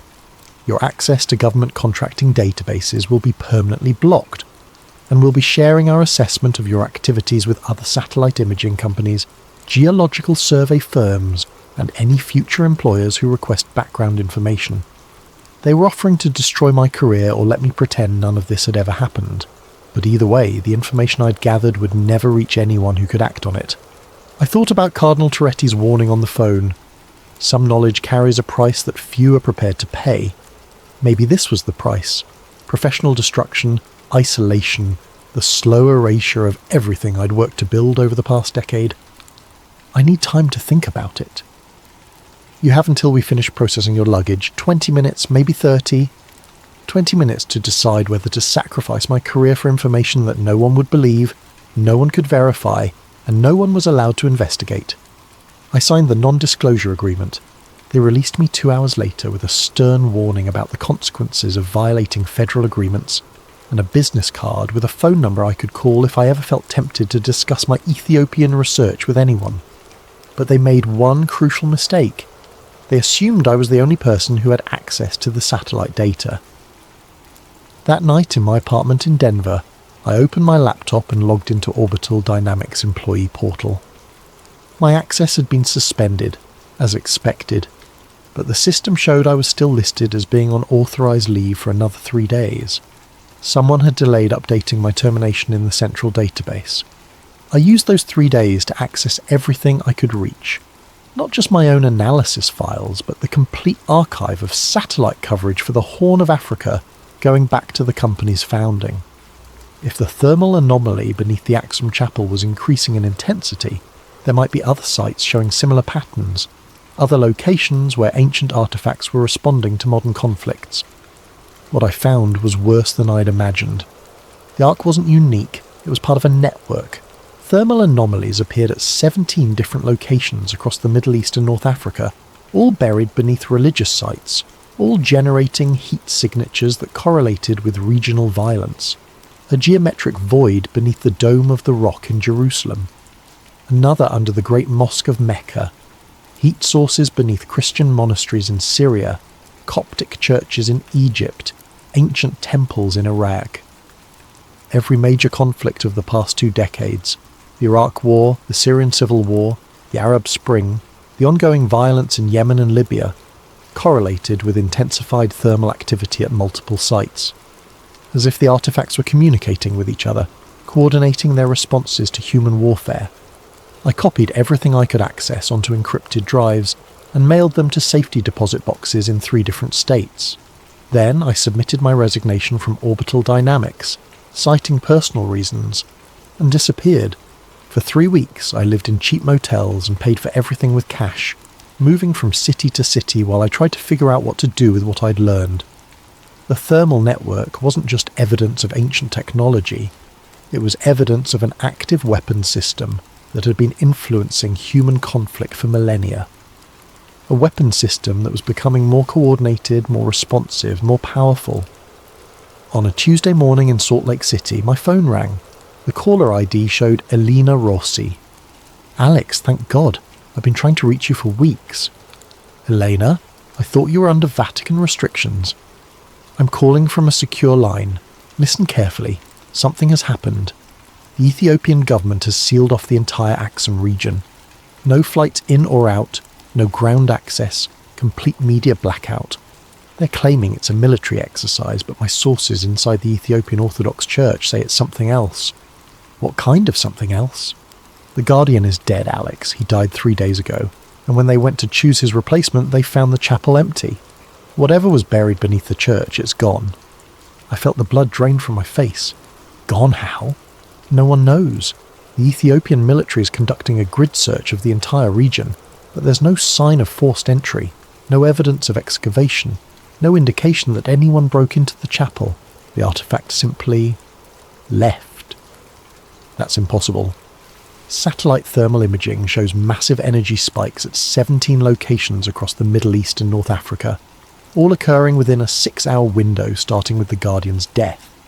The Vatican has activated something called the Omega Protocol, and they're requesting immediate assistance from the United States, Russia and China.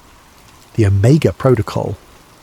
I'd never heard the term before, but I could guess what it meant. The final contingency, the last resort when all other containment measures had failed. Eleanor, where are you calling from? I'm at a monastery in Switzerland. The Vatican has evacuated all protocol relic personnel to secure locations. They're expecting the worst. What's the worst? According to the sealed archives, the last time the artifacts were fully active was during the Crusades. The entire geopolitical structure of 3 continents collapsed within a century. Empires fell, entire populations migrated, technological development stalled for 500 years. I thought about the thermal data I'd collected, the correlations between artifact activity and regional violence.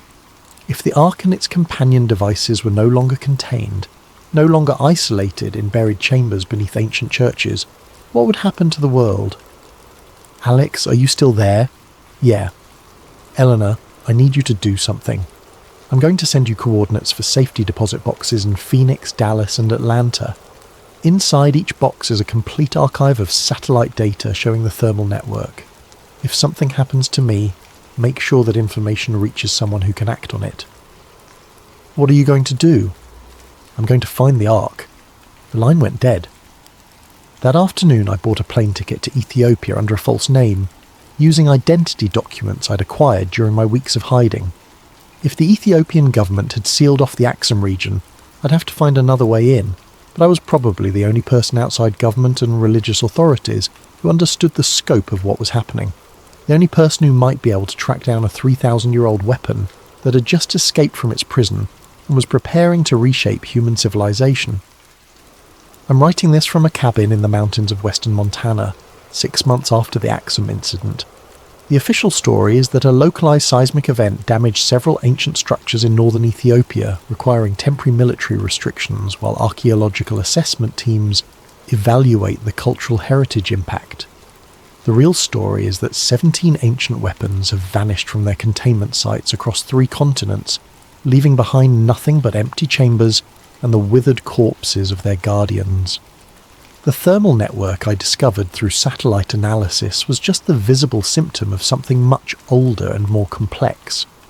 For 3 millennia, objects of immense power had been sleeping beneath humanity's most sacred sites, occasionally stirring in response to nearby conflicts, but generally remaining dormant under the watch of religious orders that had forgotten why they were really guarding empty rooms. Now they're awake, active and loose in a world with 7 billion people, and enough weapons to destroy civilization a dozen times over.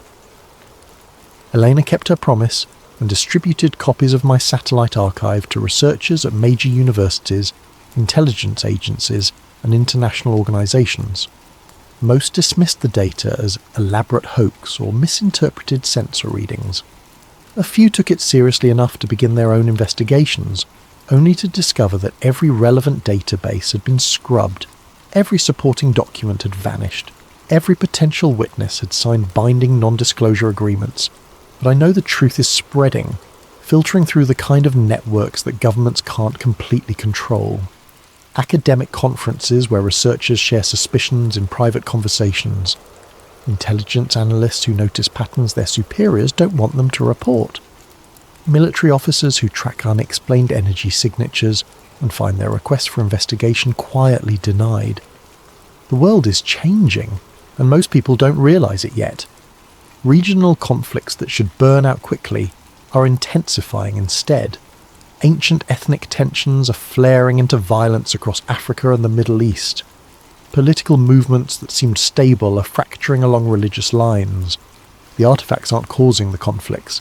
Humans are perfectly capable of finding reasons to fight each other, but they're amplifying existing tensions, feeding on the emotional energy of warfare and using that power to grow stronger, more coordinated, more influential. I've been tracking their movements through news reports, social media posts, and amateur satellite imagery. shared on forums that haven't been scrubbed yet, heat signatures appearing in conflict zones days before major battles, unexplained electromagnetic anomalies detected near military bases, reports of ancient artifacts being discovered by various armed groups, then quickly disappearing again. They're not random, they're following a pattern, positioning themselves to influence key events, preparing for something bigger than individual regional conflicts. Last week I received an encrypted message through a routing system so complex I couldn't trace its origin. The text was simple. The Covenant was not meant for one people or one place. It was meant for all people, all places when the time was ready. The time is now ready. Choose wisely. Choose wisely, as if I have a choice in whatever's coming. But maybe that's the point. Maybe the real power of these artifacts isn't their ability to influence events, but their ability to force people to make choices they wouldn't otherwise have to make. The Guardian at Axum spent decades watching over something that was slowly killing him, but he chose to stay, chose to maintain the containment protocols, chose to warn me away from dangers I didn't understand. Now it's my turn to choose. I could destroy this account, burn the remaining evidence, disappear completely into a life where none of this ever happened. Or I can keep tracking the artifacts, documenting their movements, building a record of what's really happening as the world stumbles towards some kind of transformation it doesn't see coming. The cabin where I'm staying sits on 40 acres of isolated mountain forest, far from cities and conflict zones, and the electromagnetic networks that seem to attract the artifact's attention. But even here, on clear nights, I can see strange lights moving across the sky. Not aircraft, not satellites, but something else entirely, following patterns that suggest intelligence and purpose. They're out there, 17 pieces of ancient technology that were designed to reshape civilizations, and they're working together now, coordinating their efforts, preparing for something that will make the fall of empires look like minor historical footnotes.